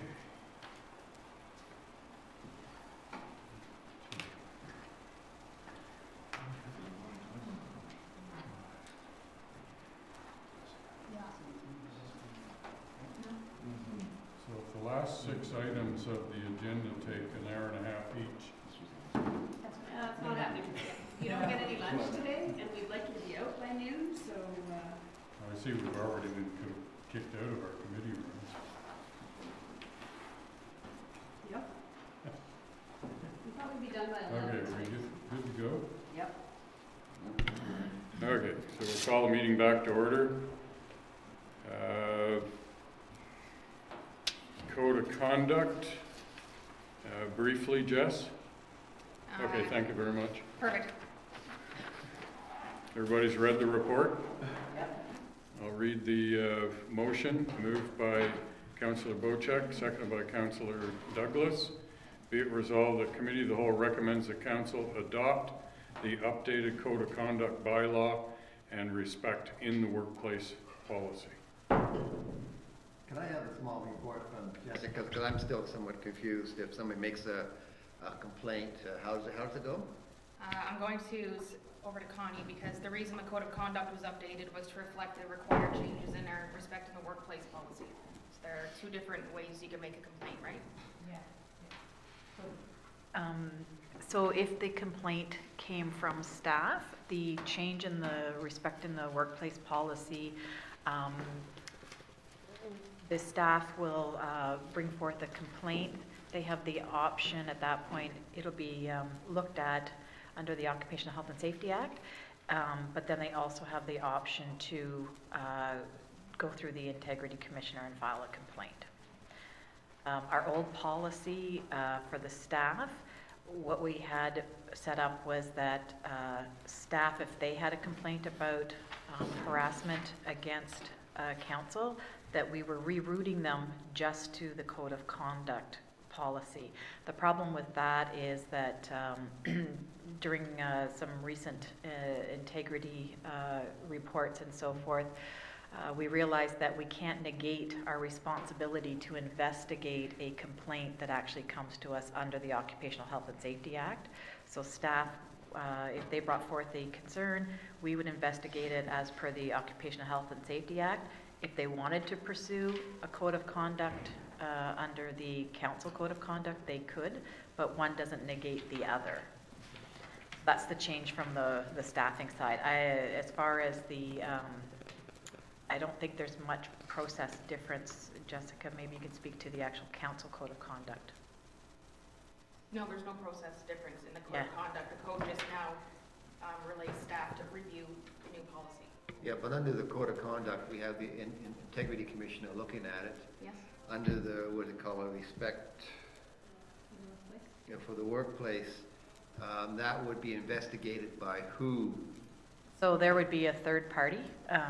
We didn't feel it was appropriate for currently when there's a staff complaint under the respect in the workplace policy, HR becomes involved and also possibly the Joint Health and Safety Committee. But if it's a council-specific complaint, the town would hire a third party. There are several people that do that. Some past lawyers, arbitrators get involved in doing workplace harassment processes. Okay. So there would be 2 processes that could be running at the same time. Okay, you could use either one, but the penalties might be different under one and the other. Would they be the same? So there isn't actually a penalty under the respect in the workplace policy. What could happen though is that under the Occupational Health and Safety Act, somebody could actually contact the Ministry of Labor and they could come in and do their own investigation, which could result in a fine from the Ministry of Labor. For harassment? or for not having our procedures and so forth and following our procedures in place. Laurie? I think the genesis for this was I went to a seminar called, interestingly enough, Council Behaving Badly. There are lots of examples throughout Ontario, but what I learned there was that our respect in the workplace policy was not appropriate. It used to say if you had a complaint about council harassing you, you had to go through the code of conduct. That's not legal. We're required to, as an employer, to provide a safe and respectful workplace, and so we can't force staff to that process. We hope we don't have to use it, but that's the law. As to penalties, what I've seen in council cases is an independent investigator, if they find harassment, they'll do things like, I think it's the city of Sarnia maybe, that's barred the mayor from the premises, and like there are different things, because it's not about penalty, it's about providing a safe workspace for staff. So that's what the investigator is looking for, is if they find a case of staff harassment, they will put in place they will recommend measures to provide a safe workplace. So it's different than the code of conduct, which does apply penalties. Different system. But you don't be getting viewed under both. There's one or the other. You could. Oh. You could. Complicated. All right. Lori, I'd like to ask you the question, is this a two-way street where it works the opposite way? Where if a council member has a problem with being harassed by staff, they would have the opportunity to make the complaint and have it followed up by the Ministry of Labour or by a private investigation team? I only ask this because I have a bond spiel coming up. I get harassed pretty bad. I just wanted the cheesecake, all right? I'm going to say it's probably not a two-way street, because council is not considered an employee. So as the employer, we provide a safe and respectful workplace. I think that would be a different process. It would be a staff discipline issue where you would come to me and we would deal with it. But I don't think it would be under the respect in the workplace. Take care of this on my own without having to go through. Right. Oh yeah. Yeah, I'll be there this year, Jess. Oh, good. A buffer. You coming too? Okay, any further questions? Everybody understands what we've done? I think it's good. Because we weren't totally legal. Okay, call the question. All those in favor? Carries. Thank you.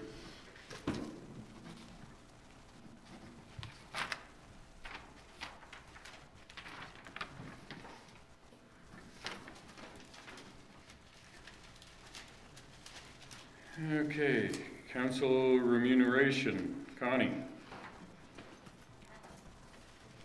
Yes, so the federal government has made the decision through the last budget process that effective January 1st, 2019, the 1/3 tax exemption that was allotted for municipal officers' expenses will be eliminated. So many municipalities are dealing with this issue currently. Some have already made decisions. So what the report speaks to is what the council current pay is, what it would look like without, I think, the 1/3 tax exemption, and what it would cost if you wanted to have the same net, and to what I refer to as grossing up the amounts. So just looking for council to make a decision on what they would like to do, whether they want to just maintain the same gross pay or if they want to increase the gross pay to ensure the same net take home. Okay, so I'll read the resolution. It's moved by Councillor Bochek, seconded by Councillor Wayanko.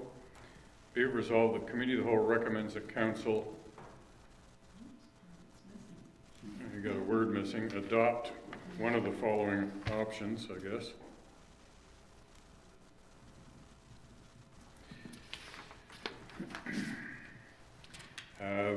To be implemented effective January 1, 2019. And there's two options here. You can select one or the other. Number one is maintain the same gross pay, passing along the resulting loss of take-home pay to the elected members as outlined below. and that's $3,057 for the mayor, based on 2018 remuneration of $45,860. Did I get paid that much? I never look at it. You deserve every dime. And $1,511 for each councillor, based on 2018 remuneration of $22,664. So that's basically saying you absorb the loss, okay, if you're on council next time. Or increase the gross pay to ensure net take-home pay remains the same, and that's an increase for the mayor of $3,822 to that $49,682, and an increase for each councillor of $1,889 to $24,553. And that staff prepare a bylaw that will be brought to a future council meeting for consideration. So in other words, the second one will cover the increase in taxes that councillor or the mayor will be paying. Open it up to committee. Councillor Bocek. Yeah, I received an email this morning from Councillor Edwards, who I trust is a very studious tax accountant. And he brought to my attention that most of us on council here, this is not our only form of income, that we do have outside jobs, and that our tax brackets are individual based on what we earn. So in the case of many councillors, we may be in a 40% tax bracket, 30% tax bracket, and I think this increase just reflects what the income portion of this amount would be taxable, and doesn't really reflect what the additional burden on the councillors it would be based on our own individual tax brackets. So the math works. This resolution is correct, but it doesn't directly reflect the loss that we will achieve. So while I'm in support of number 2, I think that we're not going to receive any incentives in tax, although Councillor Edwards did mention in his email that according to the Act, we will be able to deduct expenses, which we were never allowed to do before. So if you have fuel expenses or vehicle expenses or travel expenses or whatever, we now can deduct those from our income tax return. So I appreciate the effort that went into this report, and that the numbers do reflect today, but I'm not sure it really reflects the individual remuneration to councillors.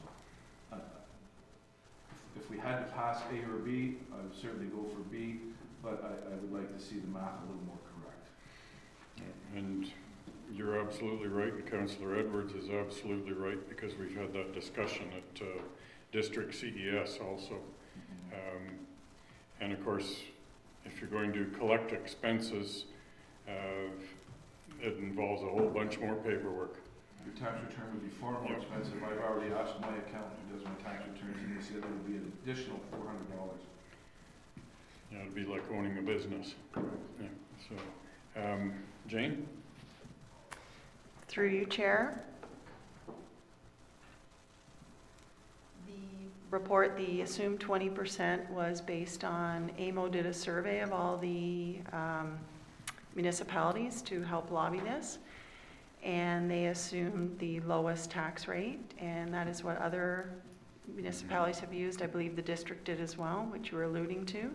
So we can take it back and use whatever percent you want, but each councillor would have a different rate, so you can't pay them different rates, so you can decide whichever you would like to do, but it assumes the income just on the council remuneration. And I have run some numbers today for 25% and 30%, but not 40. Okay. Councillor Cooper?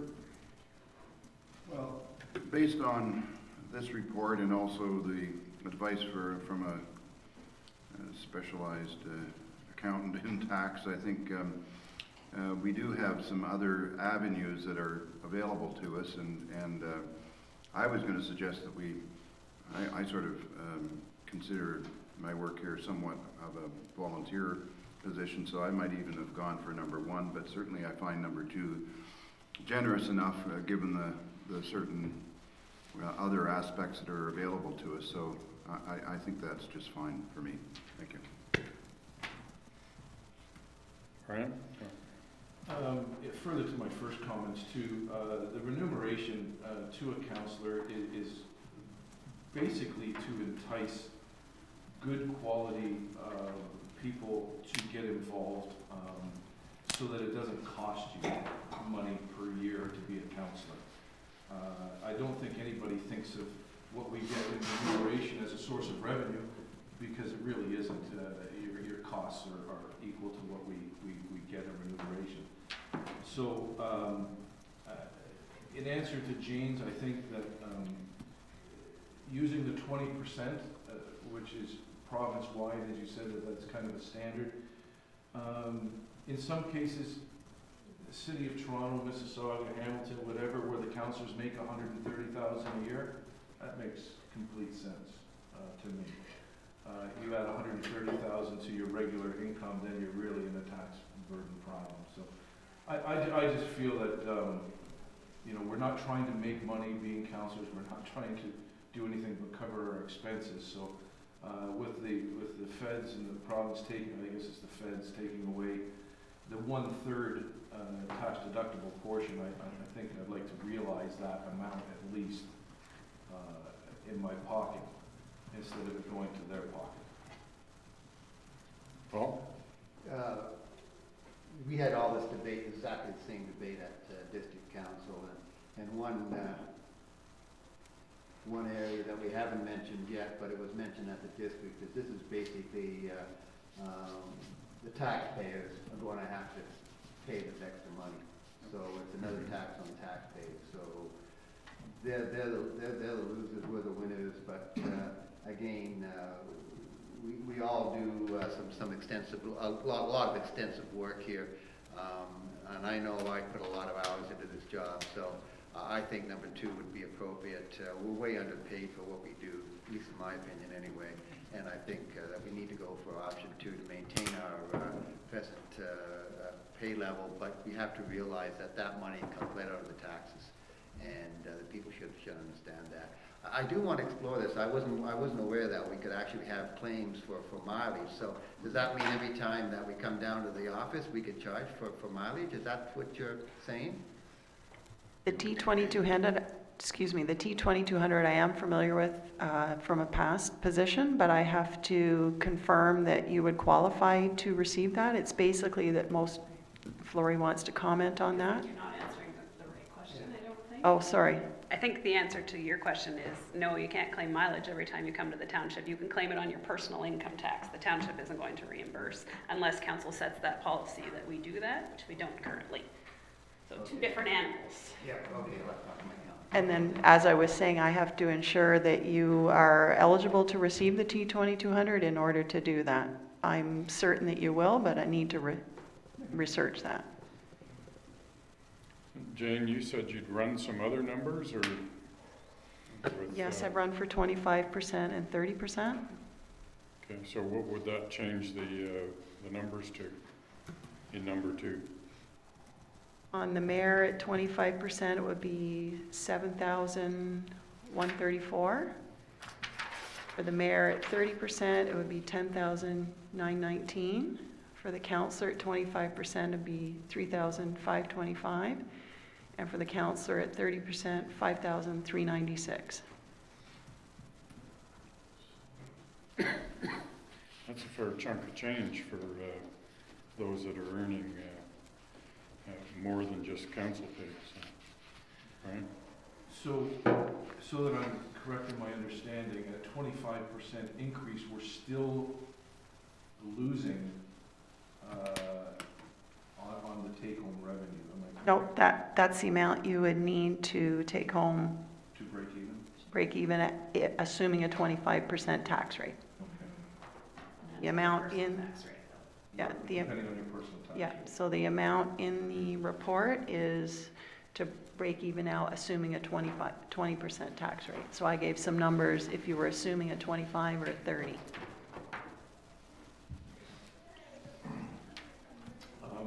I'll just make a comment based on my experience is that I have a friend who's a councillor in the city of Hamilton, and he covers 9 blocks of that city. And his travel to constituents are walk to their house or get in their car and drive 2 blocks to their house. Whereas here, a lot of times we'll have to drive to a marina, get in a boat, go up the Severn River, find the property, have your meeting with the person. There's a lot more to being a councillor in a rural area, and the expenses are quite a bit higher. So, and I'm not ashamed to put the burden onto the taxpayer on this one either. I think it's justified. I think it's money well spent. And I think that if we're going to attract good quality councillors to this table, you can't take money out of their pockets. Okay, we're probably the lowest paid councillors in the province, among them.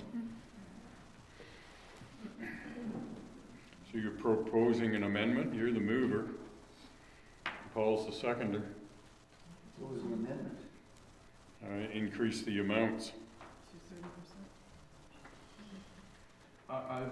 It has to be the will of council here. This is not, I'm talking about my own personal experiences and my own personal, it has to be the will of council. If we're given a choice between 1 and 2, I'm going to vote for number 2, and I'm going to stay steadfast at that. But I think if we read the resolution as it stands, and council can make their decision. Peter? I'd support number 2, but I'm not inclined to want to increase it further. It just increases the taxes that much more, and I can't buy into that. I have certainly very high travel expenses by long distances in the boat and long distances by car, but I would support number 2.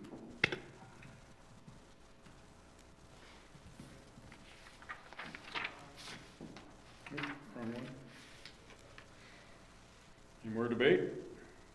So the gist I'm getting is number 2. Kathy? Cynthia?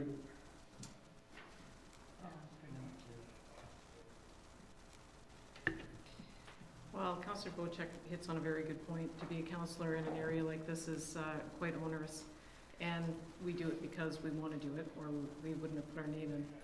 But having said that, it does cost a lot of money to run around and achieve the things that we're doing for our communities. I really don't think that our constituents would be opposed to seeing that we're well looked after in a financial aspect in order to get some of the things done that we do for them. So I'm in favor of 2. And to continue on doing what we're doing as quality people up here.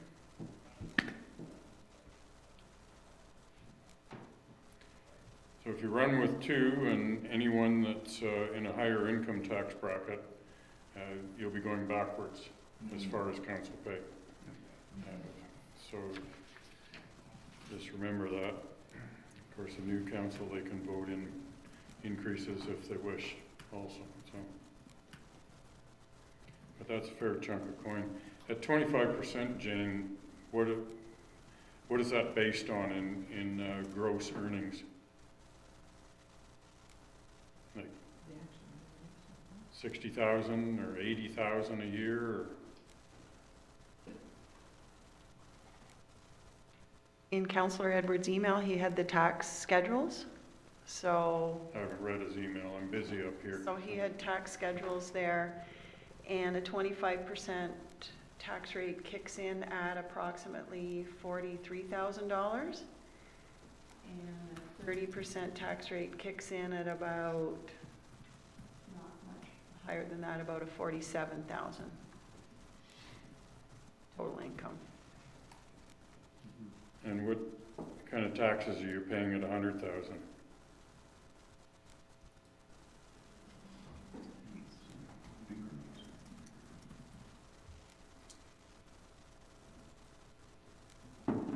Thousand is 43%. 43%. We're really moving backwards. Yeah, I think we should look at that. We're really moving backwards. You will have the opportunity to file these expenses to help offset that. Yeah, but I think we should start probably at a 30%. Because I know I'm going to be up around 40 something probably, but I think we should base this on 30%. minimum. Kathy? Okay, this resolution is to make us break even to what we are earning today. My Correct. net pay when I go home, if we go with this 20%, my net pay next month, or, you know, whatever it is, would be exactly the same as what I get today. Your personal tax rate Right. is 20%. Okay, the other thing that's being asked is for a salary increase, I think. No, we haven't talked No. about salary increase yet. Well, why, okay, I have a question for you then. Why are you asking for, say, a 30% increase when the 20% gives you exactly the same amount of money you were making before? If that's your only income. No, don't, it's Yes. not the township's responsibility to worry about how much money you make somewhere else. This is what the township pays us right now. Right now, our take-home pay is about $1,700 a month. This gives us $1,700 a month. Period. That gives us exactly what we were making before, That's correct. right? So if you give us 30%, Good point. well, thank you very much. Okay, so It's well received. That's a good point. this is what this resolution is about, to make us equal to what, next year to what we're making today. And that's what this is doing. Anything over and above that is basically you asking for a salary increase. No, I'm asking for salary parity. Basically, in my case, I'm a higher tax bracket. I'm keeping less of my council pay than you are. Is that fair? Just because I'm doing the same job as you, but I'm getting paid less now. Yeah, well, aren't you lucky that you make more? There's that too. No, I'm take that out of it, though. making my money. Okay, right now I'm making $1,700 a month. Yeah. This is giving me my $1,700 a month. Yeah. But the point is, should you be paid more, or should I be paid less to do the same job? That's what way I look at it. Yeah, So I'm getting paid less to do the same job as you are.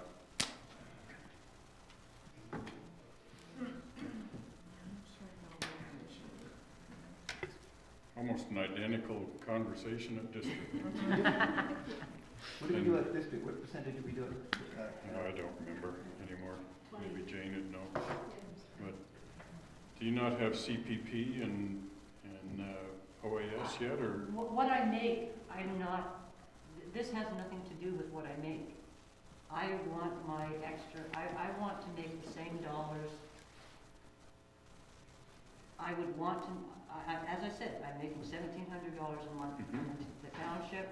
This allows me, going into January 2019, to make the $1,700. That's, as far as I'm concerned, the township's responsibility. I'm not losing money, and how that affects my income tax is not the township's responsibility. I'll deal with that. I can't ask the township to pay me more money. Okay. Okay? Peter? I have to agree. I just, I think option 2 is fair. I mean, I understand many of us may be at higher income levels, but I don't want to pass that adjustment on to any more adjustment than we're already talking about to our constituents. So I'm for sticking with number 2. Brian?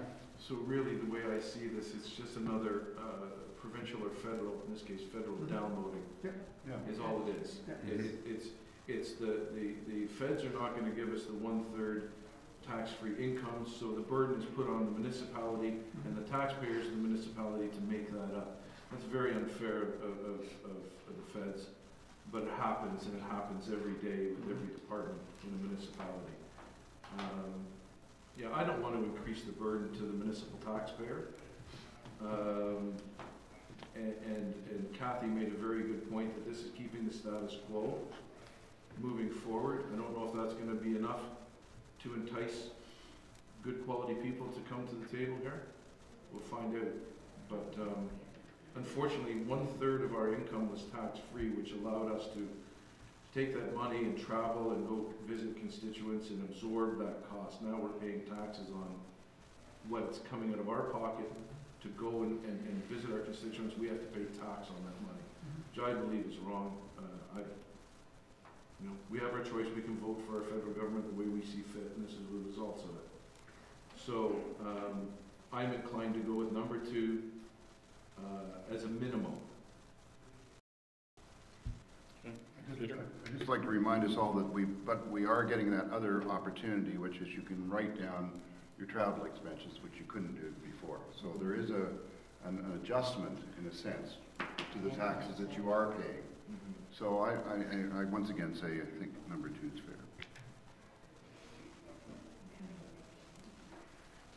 So I'm going to cross off number 1, because obviously that's not going to work.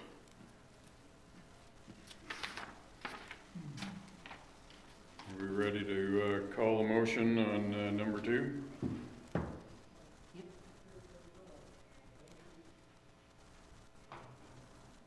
I'm only seeing 2 nods.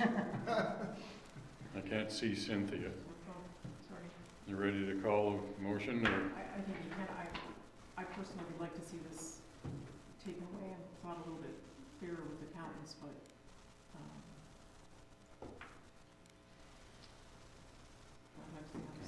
there's 3 that are looking at it something different at this point. Oh, I was just going to say, it's almost not worth, at this point.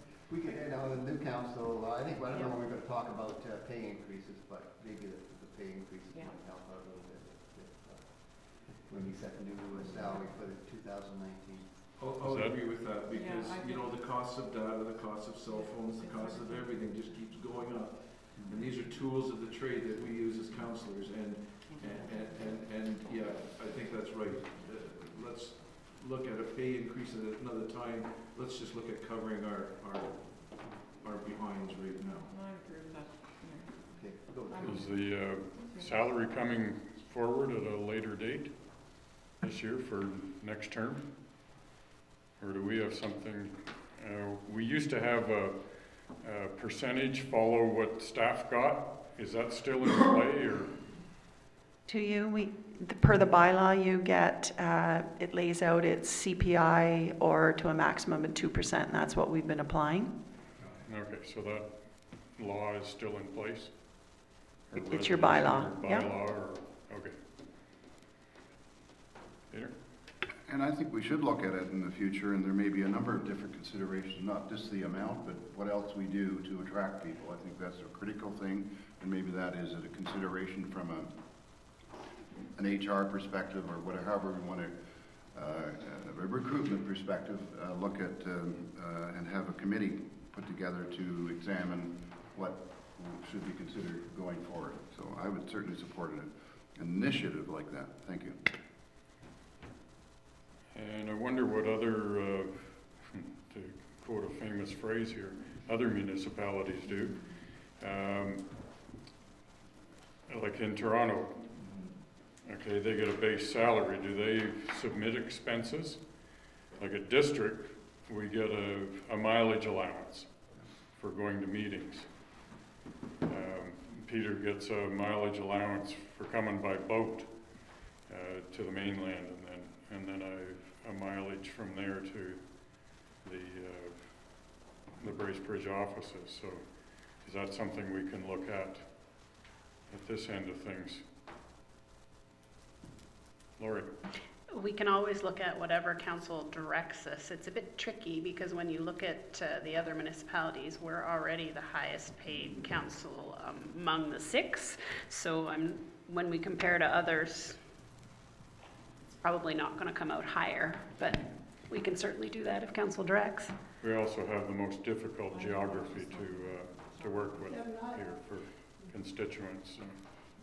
Typically, in my experience, though, just you were talking about doing it later, and later other than today would be good, but councils usually set it for the next term. That's fine. A new council, the first thing they're going to not want to do is come in the first act be to raise their salary. So typically, in my experience, council has set a committee, not necessarily of councillors, but former councillors. We talked about this before, about other people who understand the demands of the job.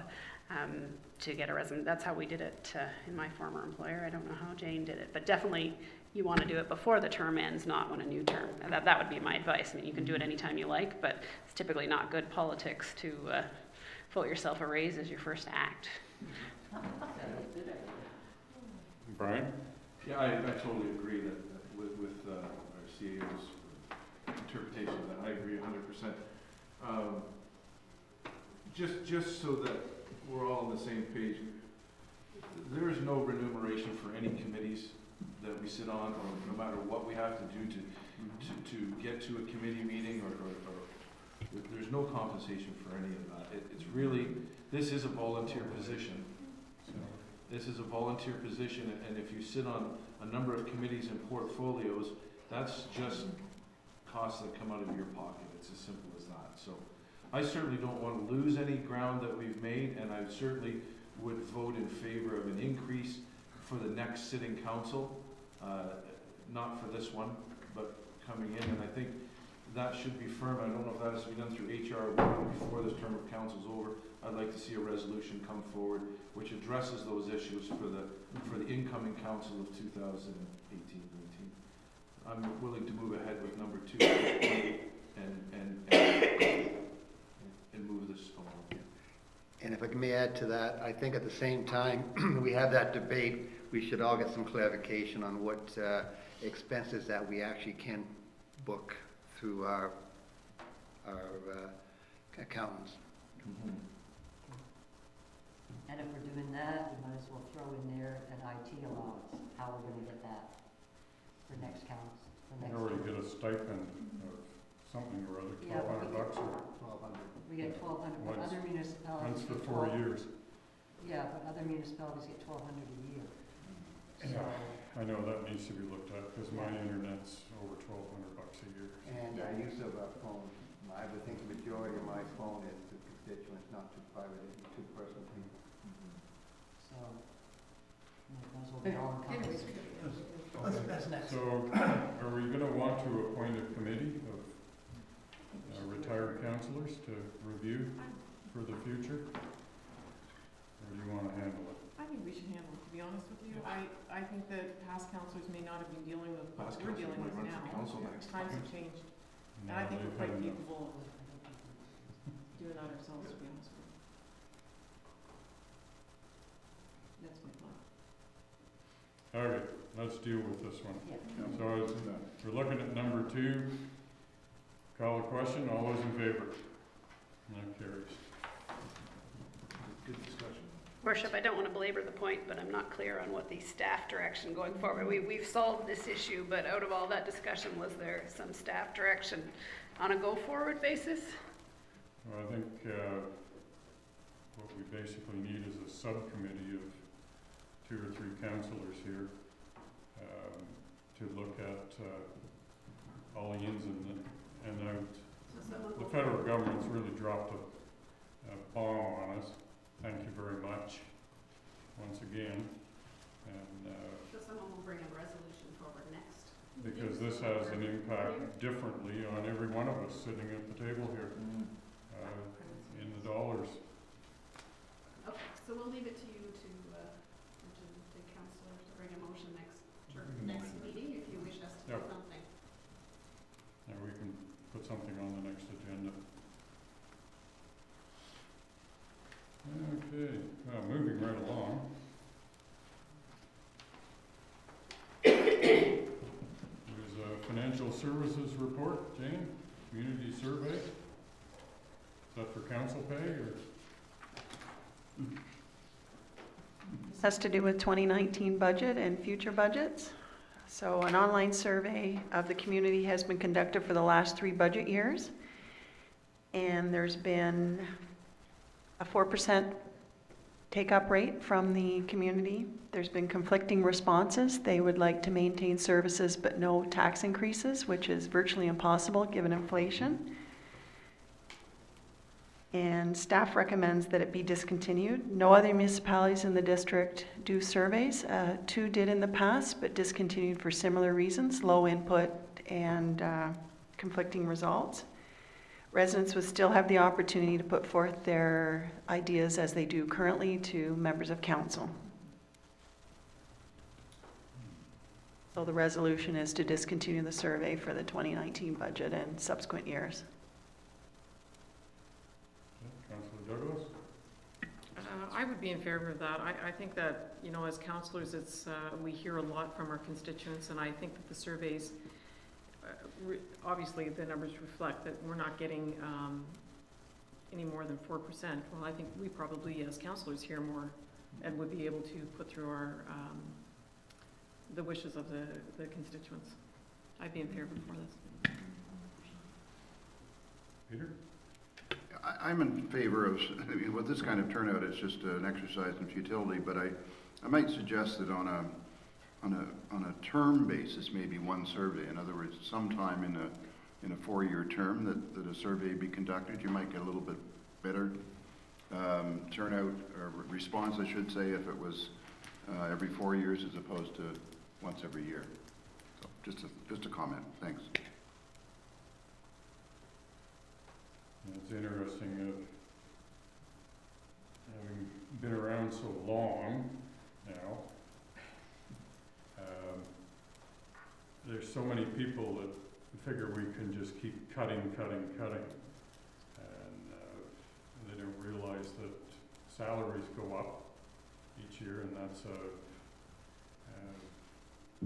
tax that we can't get away from to make up that increase. And of course, all the other things, fuel, and then they come to us and want this and they want that. And we don't do it for nothing.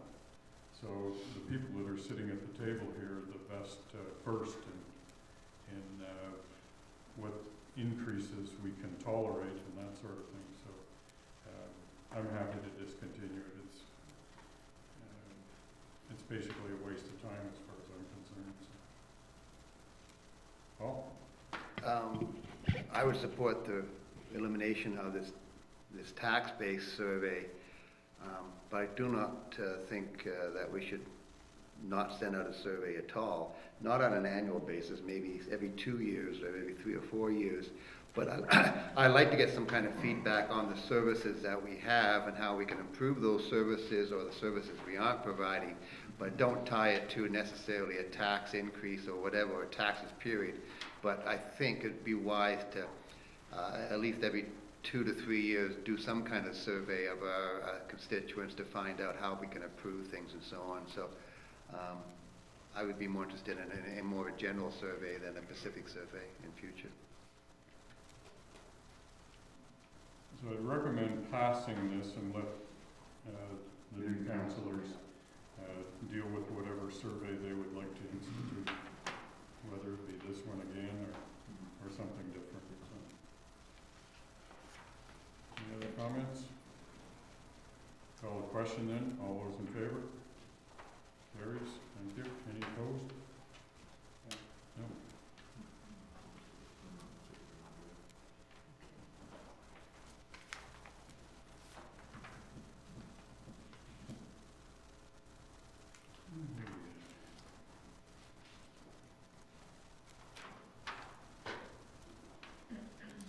Okay, so we're at number 7.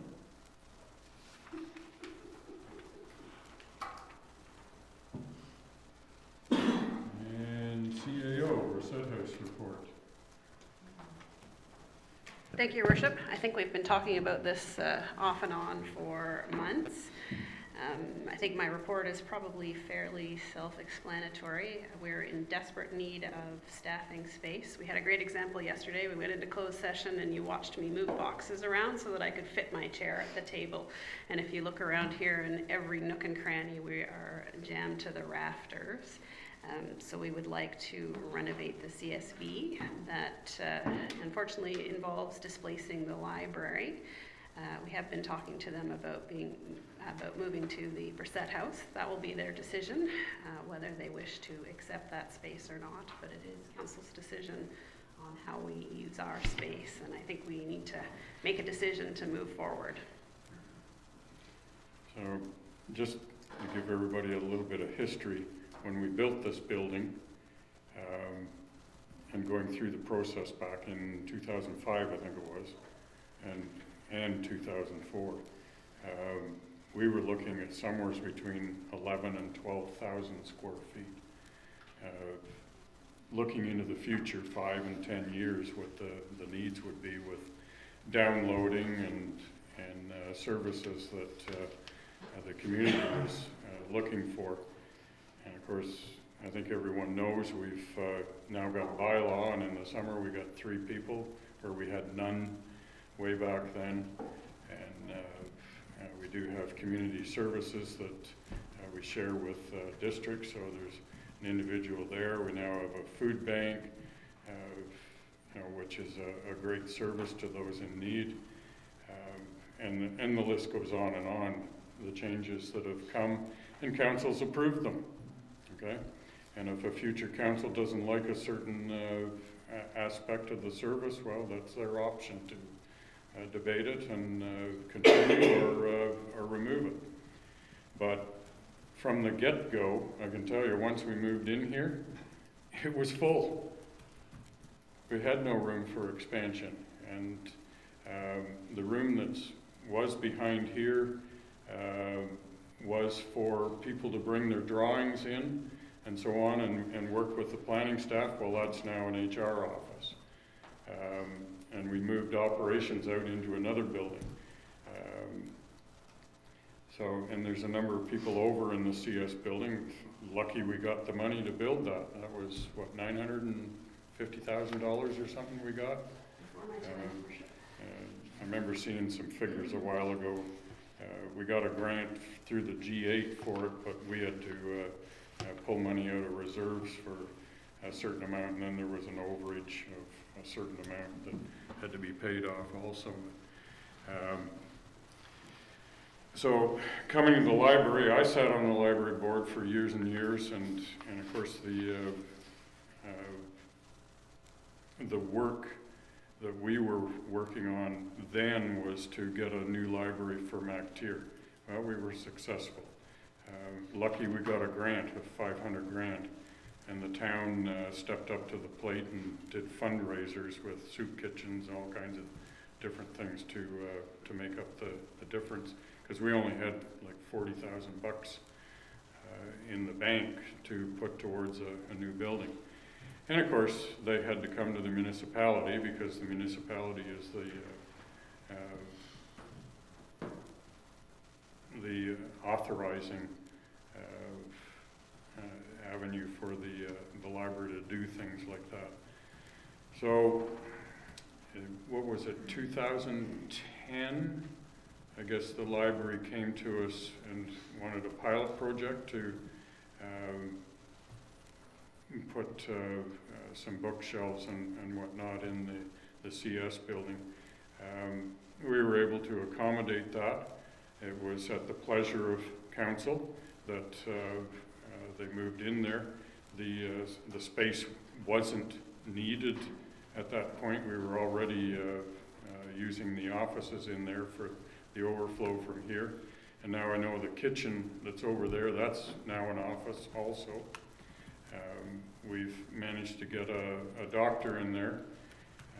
We were hoping to have the health hub continue in there, but we best leave that space open, because we're still working on that type of an idea, even if it's part-time in the summer when we have an influx of residents coming in. But we do have vacant space over in the Brissette House, because Muskoka Tourism moved out. And I think they were in there from 93 or 95, something like that, in the bottom, and they've gone a different route for their marketing, basically internet, with very little interaction with the public, with brochures and that sort of thing, although they do put brochures up at the Petrocan. So there were a number of board members, and I know Matthew's in the back here. We did go through the Brissette House, and the gist I got from most of the people that went through it was that they were fairly excited that it was a good location. And some of the feedback from people in the community that use the library, they think it's a great idea to go over there, but it's up to the library whether they wish to occupy that or not. Personally, I think it's a great place for them. There's a lot of people that come up and they just love walking through an old building. And of course we have Hewitt's there in the summertime, which is a huge draw. I've even seen Councillor Edwards there buying butter tarts. So, you know, and they're expensive, but are they ever good? So there's another attraction, and who knows if we work out this food thing through a housekeeping bylaw, maybe we'll have a pop-up sitting in the parking lot there that could be making what are these pea-meal bacon sandwiches that you really like? Award-winning. Award-winning, okay. Award-winning. So there's all kinds of things that can be done on that property. And, so we need the space, Lori needs the space. There's people crammed on top of each other in the summer months here. And I'm certainly not going to give up the council chambers to turn them into offices like they did in the old building years ago. And then the council had to move over to the Baxter Ward and sit in there.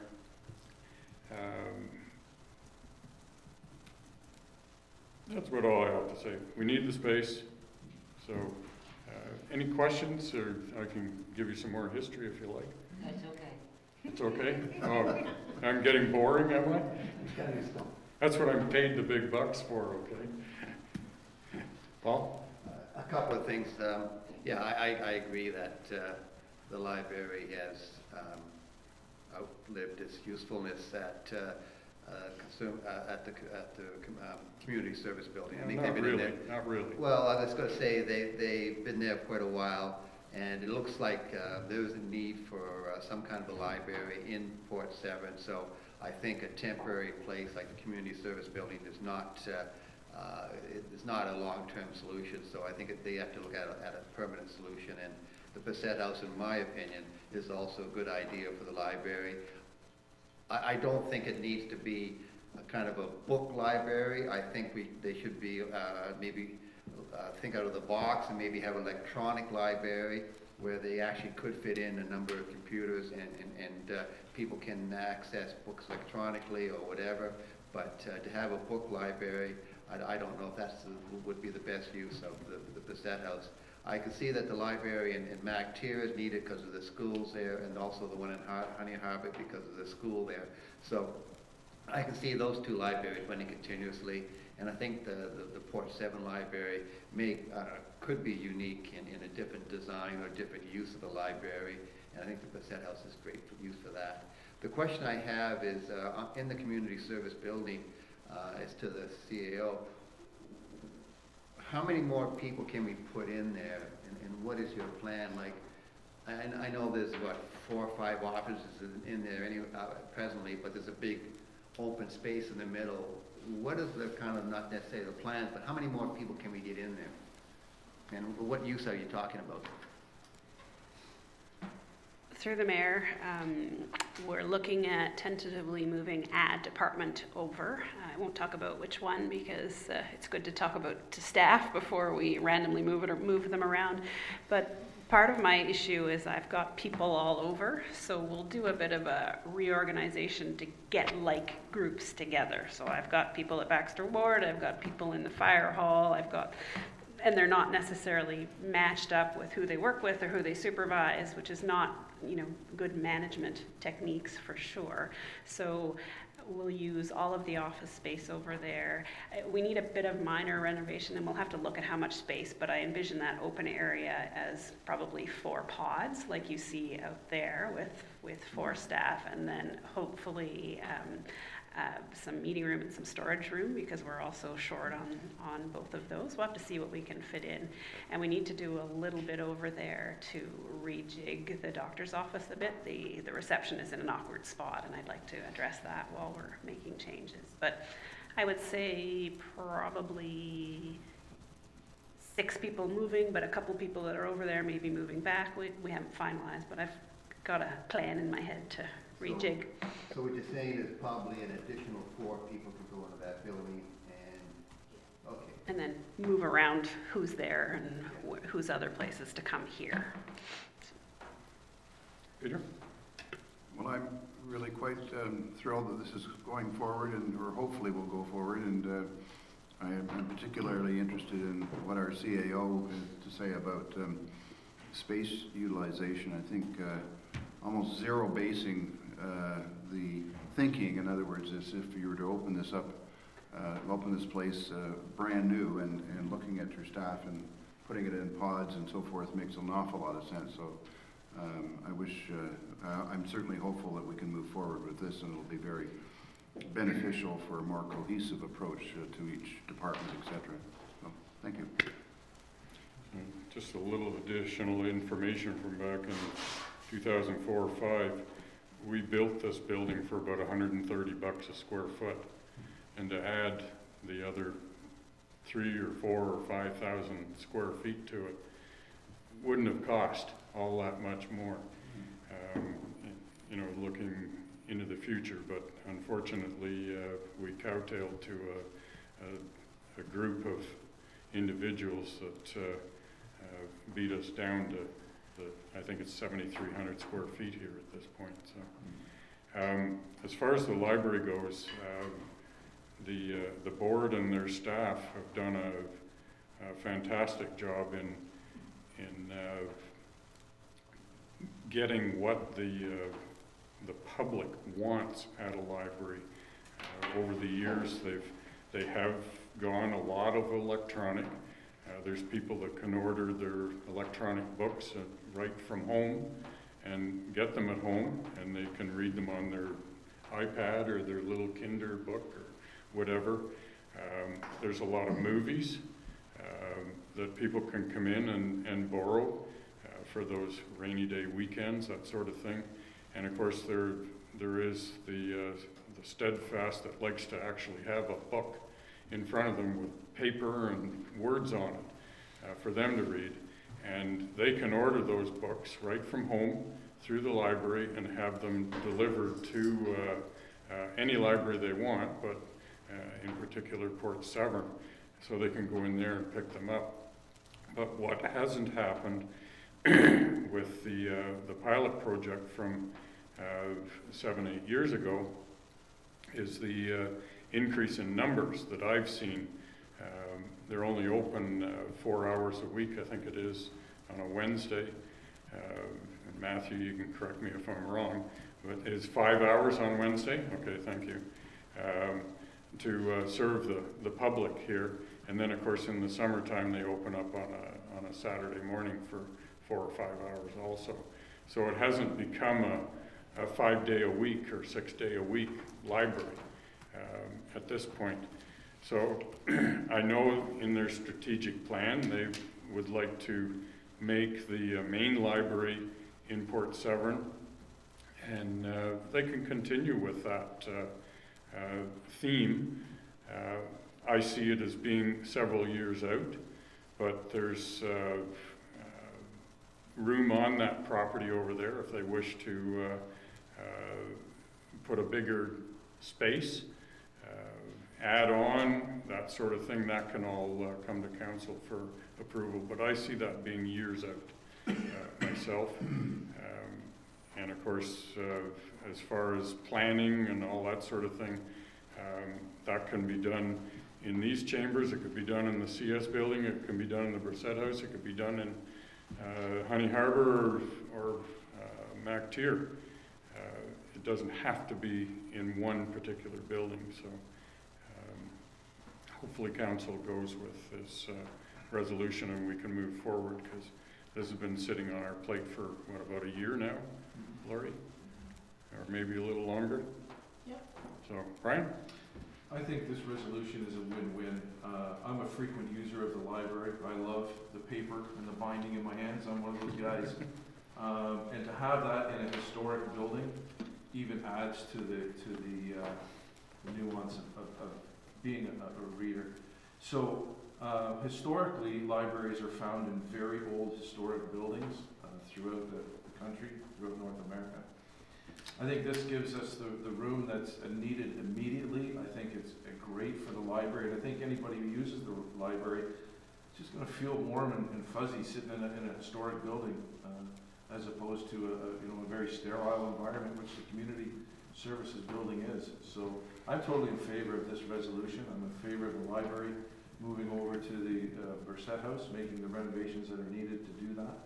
I think we do need to look at the financial ramifications of this. What's it going to cost us to remodel the community services building to make it good for staff? That's our next item. Right, and what it's going to cost to satisfy the library, to make sure that they're comfortable in there. So I'm totally in favor of this resolution. I think it's a win-win. I think the township wins, the library wins. It's a natural course of action as far as I'm concerned. Okay. Anyone else? Call the question then. All those in favor? And that carries. Okay.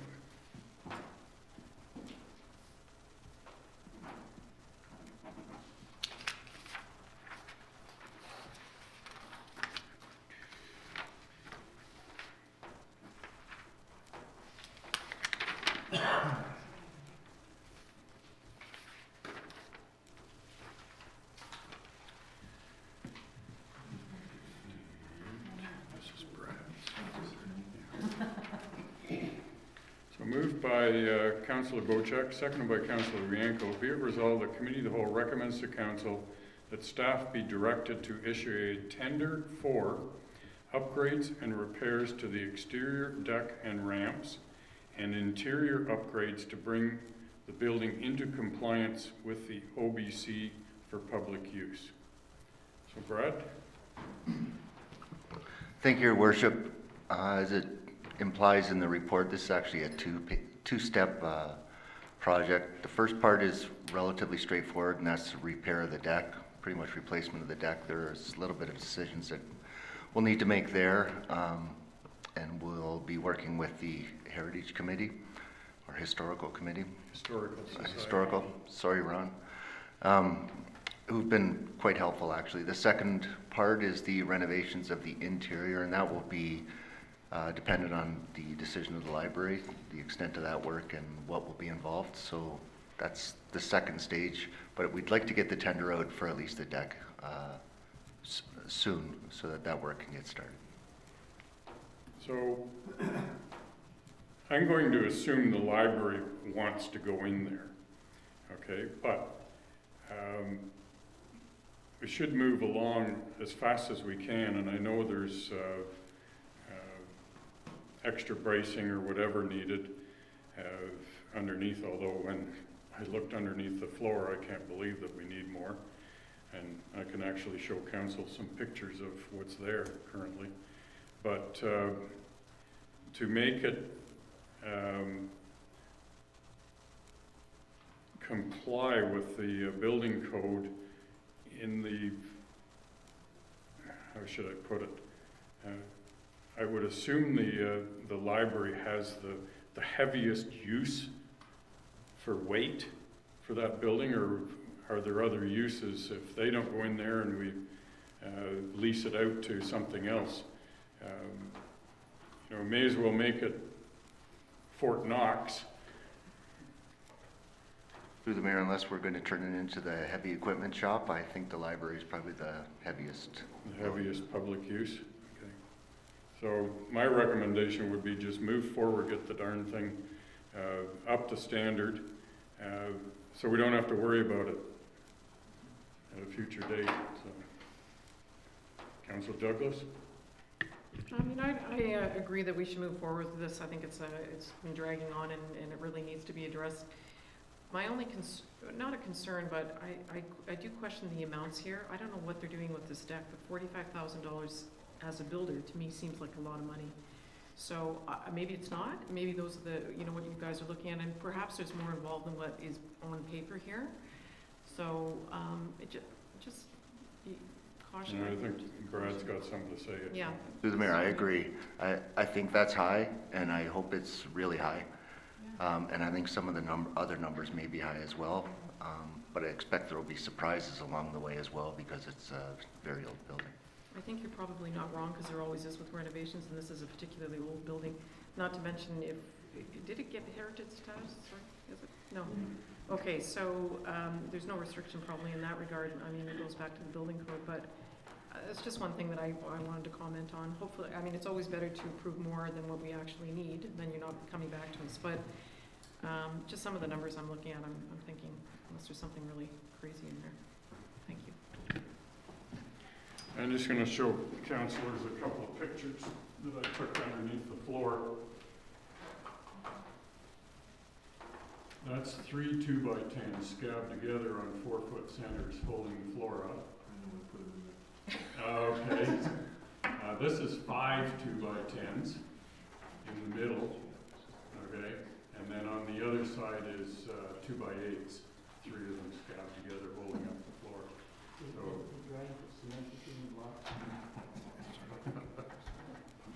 I think with an engineer's report, you'll find out that the substructure and the superstructure underneath that building is fine. this is underneath the floor. That's I'm pretty sure. 5 2x10s scabbed together, sitting on blocks that are only 4 feet apart. And that's looking over at the other side. There's 3 2x10s, and that's the outside wall there. But see, look at this. So, That's what I said. I've seen it, yeah, you showed me that. Can I just ask? Yeah, go ahead. Councilor Bocek, you put this in? I was around, I didn't physically put it in. I knew what was going on under there, certainly my family was a part of the team that moved it there and put it up. So, I mean, just even looking at those pictures, I mean, I'm going to say an engineer's report is going to tell you something pretty significant. Unless the spans are too wide apart, they don't look like it to me. I think the engineer's report's going to say that everything is just fine under there. I do too, but anyways, I mean, could be surprises, right? When you take an old building like the Brissette House and you invite someone to make it into a superstructure and make it commercial, absolutely. The dollars you can spend on that are limitless. Yep. But what needs to be spent as opposed to what can be spent? Big difference. I'm going to reiterate that I think that the Brissette House is a very usable, and I'm going to use the word asset, because any money we put into that building is going to increase the value of the asset. You know, going down the road, we just have to make sure we're getting a return on our investment. And one thing I did notice in this report was the amount that would be charged to the library board. And I understand because we fund it, and it's just a revolving amount of money, that the nominal fee that would be charged for a lease is acceptable. If it was a private owned company, a real estate company or something like that, that asset becomes very valuable, and the income from that would be worthy of moving forward with it. Peter? And I like the idea that we have some flexibility. I think it would be perfect for heavy equipment. And the operations director's office. Paul? Yeah, no, I'll support this because I think the Brissette House does have the value, and we've made a commitment to the historical concept over there. I think we need to move forward with that. The question I have here is for the community service building. It talks about $60,000 to renovate the community service building. We're not approving that today. Is that already approved, or do we have to go through another process to approve that money? Laurie? Sorry, it talks about, we had a budget we've been talking about this so long, and we had a budget in 2016, and we added $60,000 for the entire project, so that includes the Brissett House. So we hoped to be able, with the 170, we hope to be able to do what we need to do with community service building and the Brissett House. It's not $60,000 for the community services building. I don't see it that needing that much work, but the Brissett House may need more than we thought originally. That's why we upped the budget. But we're not asking permission for the 170 today. We're only asking for 110. No, the 170 is already in council approved budget. What you're giving us permission to do today is to move ahead in the project. Okay, but the resolution doesn't include the 20,000 for the library, or does it? The resolution doesn't have any numbers in it. The budget has the numbers in it. Doesn't even have a name in it. Doesn't even mention the buildings, which I thought was kind of strange. So, so are we approving the total upgrades to the Brissett House and the necessary renovations to the community service building today? If so, I think the resolution needs to be flushed out a little bit. Sure. You can add that. I guess we were taking it, this report was written 3 months ago, and then I've added to it by my other report, so it has gotten a bit confusing. But I guess our understanding is we can renovate the 2 buildings within the envelope that you've provided. But you're right, the resolution isn't specific to say that, but that's what I understand from the discussion and all the resolutions put together. Okay, that was going to be my question is, does this give you the go-ahead to do the building for the library? Just go and then come and have a grand opening? It gives us resolution to upgrade the building for a public use. The library will choose whether they wish to be that public use or not.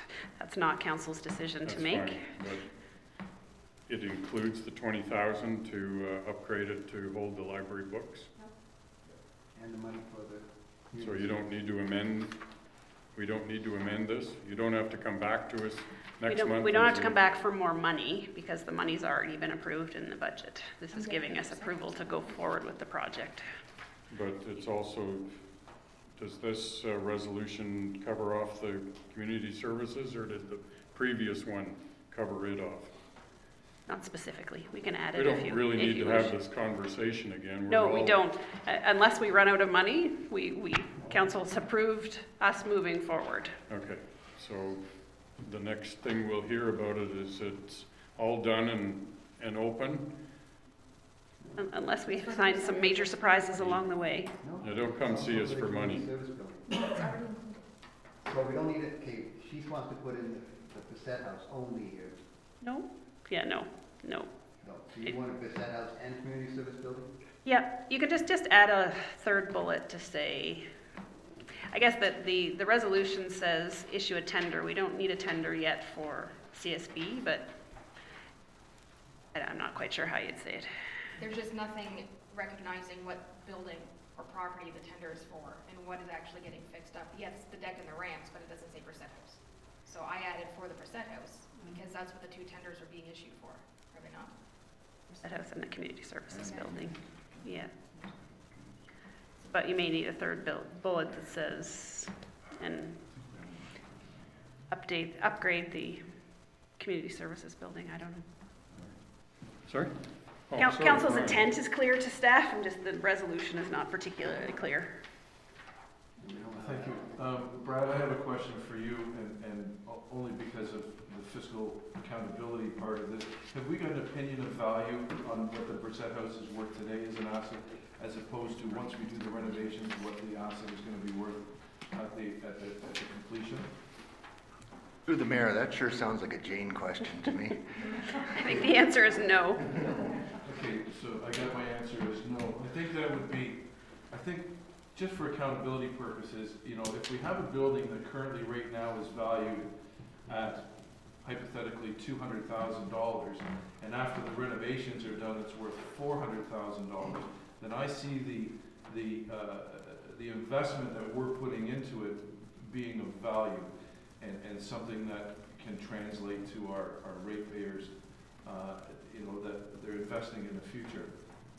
So I would like to see an opinion of value of the Brissett House as an asset, currently and what it would be after we've renovated it and it's ready to go. It'd be an impact value out in the books.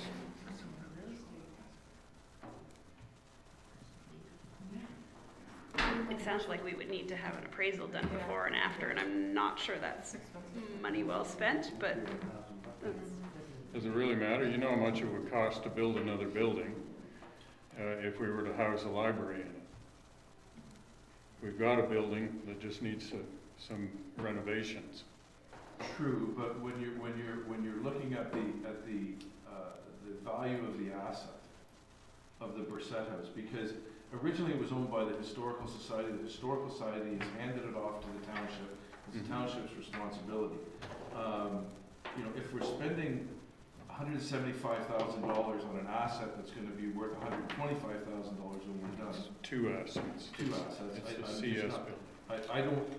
I read between the lines. I'm not sure that everybody else does, and that I think this is money well spent. There's just no proof that it's money well spent. So the CS building cost around 1.2 million, thereabouts, and I don't know what the Brissett House cost for moving over and that sort of thing. So I just know you don't spend good money after bad, and I'm just hoping that the investment that we're making into the Brissett House results in the Brissett House being worth what we've put into it. That's my concern. Kathy?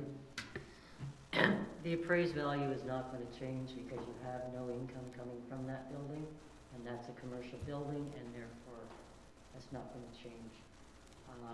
I see no value whatsoever in getting the valuation of it. I'd get it done afterwards so that you know when you can have on your books what the value of it is. But it's technically a commercial building, but there's no sources of income from it. Current. And until there's no point in really getting a real valuation of it. You can get a replacement cost of it, but not valuation. These are almost upkeep costs, maintenance costs, because it's had nothing done to it for several years, and now we've got rotten boards and that sort of thing. So. Okay, somebody want me to Initial, please. this? I got to shut up an initial thing from her eyes. So, I worked very hard on these. Those are cheesecake eyes. You know I'm interested. Okay, so we've just clarified in here that it's for the Brissett House and Community Services Building. Any more discussion? See, Peter's anxious to go here, so I'll call the question. All those in favor? And that carries unanimously.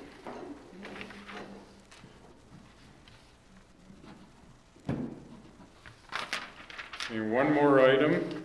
I think everybody got a sheet from me. Basically just looking for something to appear on our Committee of the Whole agenda, similar to what we've started doing up at District, and the back of the page is a sample of that, and I'd leave it up to staff to put in dates and any other information they feel is necessary. But this also allows the public to look at this and say, oh yeah, okay, Nicholson's Road's going to get redone by such and such a date, instead of them calling, you know, because Brad got, I don't know how many calls on when are they coming, that sort of thing. So it's just a bit of a tracking, and I can tell you I've got a list of things that have not been looked after by District that we sent up there, and some of them are almost 3 years old. So I'm, yeah, and one of them's yours. I'm still waiting since my January email to get a meeting.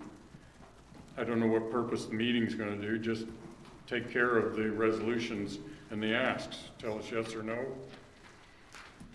sort of thing. So anyways, that's what this is about, is a tracking list similar to one on the back sheet. And Laurie, you didn't seem to think there was any issue with it.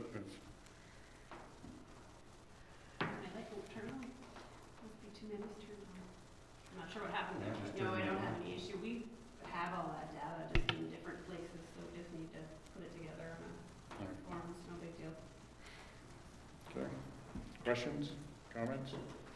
I think it's a great plan of attack, especially because as councillors, we get asked constantly, when are they going to resurface Lone Pine Road that they missed last year? That's a typical one. If we have this, I can just refer to this. I don't need to get involved with staff and everything else. I think this is And maybe they won't even be calling it. They'll look. Yeah, they'll be able to see it. Yeah. Well, I'm just wondering, I think it's a great idea to have. I'm just trying to wonder if it's available to the public to look at, or how, like obviously council passes all kinds of resolutions and so on, and I always forget the resolutions we passed 2 months ago, so I don't have a list of all the resolutions or the actions. So I assume that'll be captured as somehow. So, you know, how is this going to be made available to ourselves? So that's the question. How is this going to be made? Is it going to be made available to the public, and how is it going to be available to the council? put right on the cow agenda. Every month? Every month, right? Or you got a better idea? There you go. No, yeah, it can go on the cow agenda. Just to be clear for Councillor Wienko, though, I don't see it as a list of resolutions. I see it as a list of actions that need to be completed. So the ask was, if we've got a capital program of 10 things, you want to know what state they're at. Are tenders issued, or when's it's happening, or whatever. Or if council's given us direction to do something, then a list to keep track of the things that we haven't done and how we've disposed of them. Mm-hmm. Not every single resolution. You don't want every resolution. Yes, what I would suggest, if you're doing something at a request of a resolution, it should be listed. You know, you got to fix up so-and-so road, a resolution so-and-so.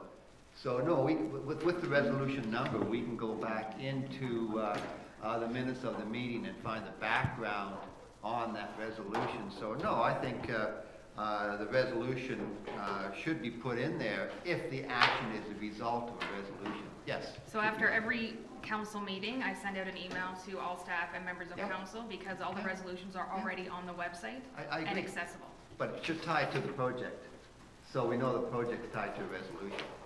It's just a few extra words per resolution so-and-so. Not a bad idea. Can we let staff organize it? Yeah. What I understood the mayor to be asking for is things that we need to keep track of to do. So if we've already done it, then I don't see it staying on the list. But we'll figure it out, and we'll try it, and we'll see how it goes.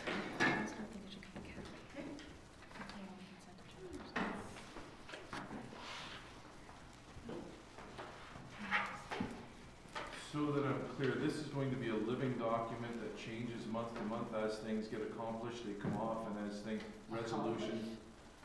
I use the word accomplished, yeah. Absolutely. Yeah. And as new projects come through on a resolution, they will be added to this list. So this is really a where we are today type of thing that we're going to see every month. Yeah. Great, I love it. I think it's fantastic. Okay. So do I have a...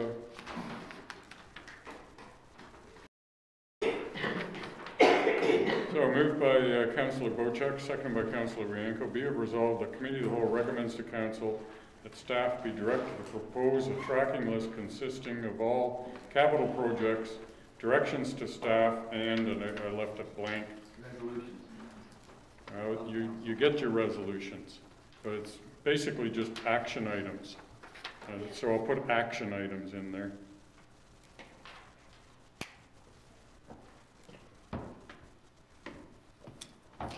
To Council.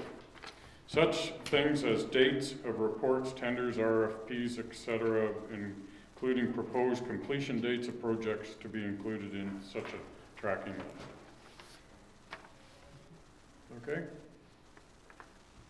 Call a question. All those in favor? Carries. Thank you.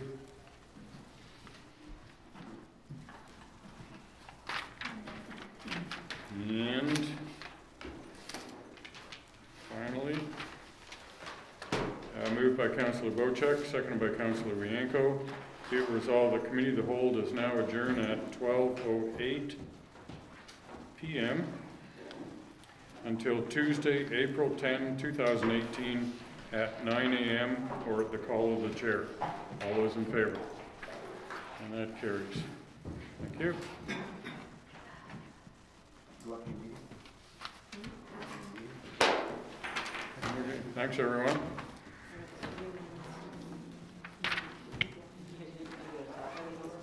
Hey?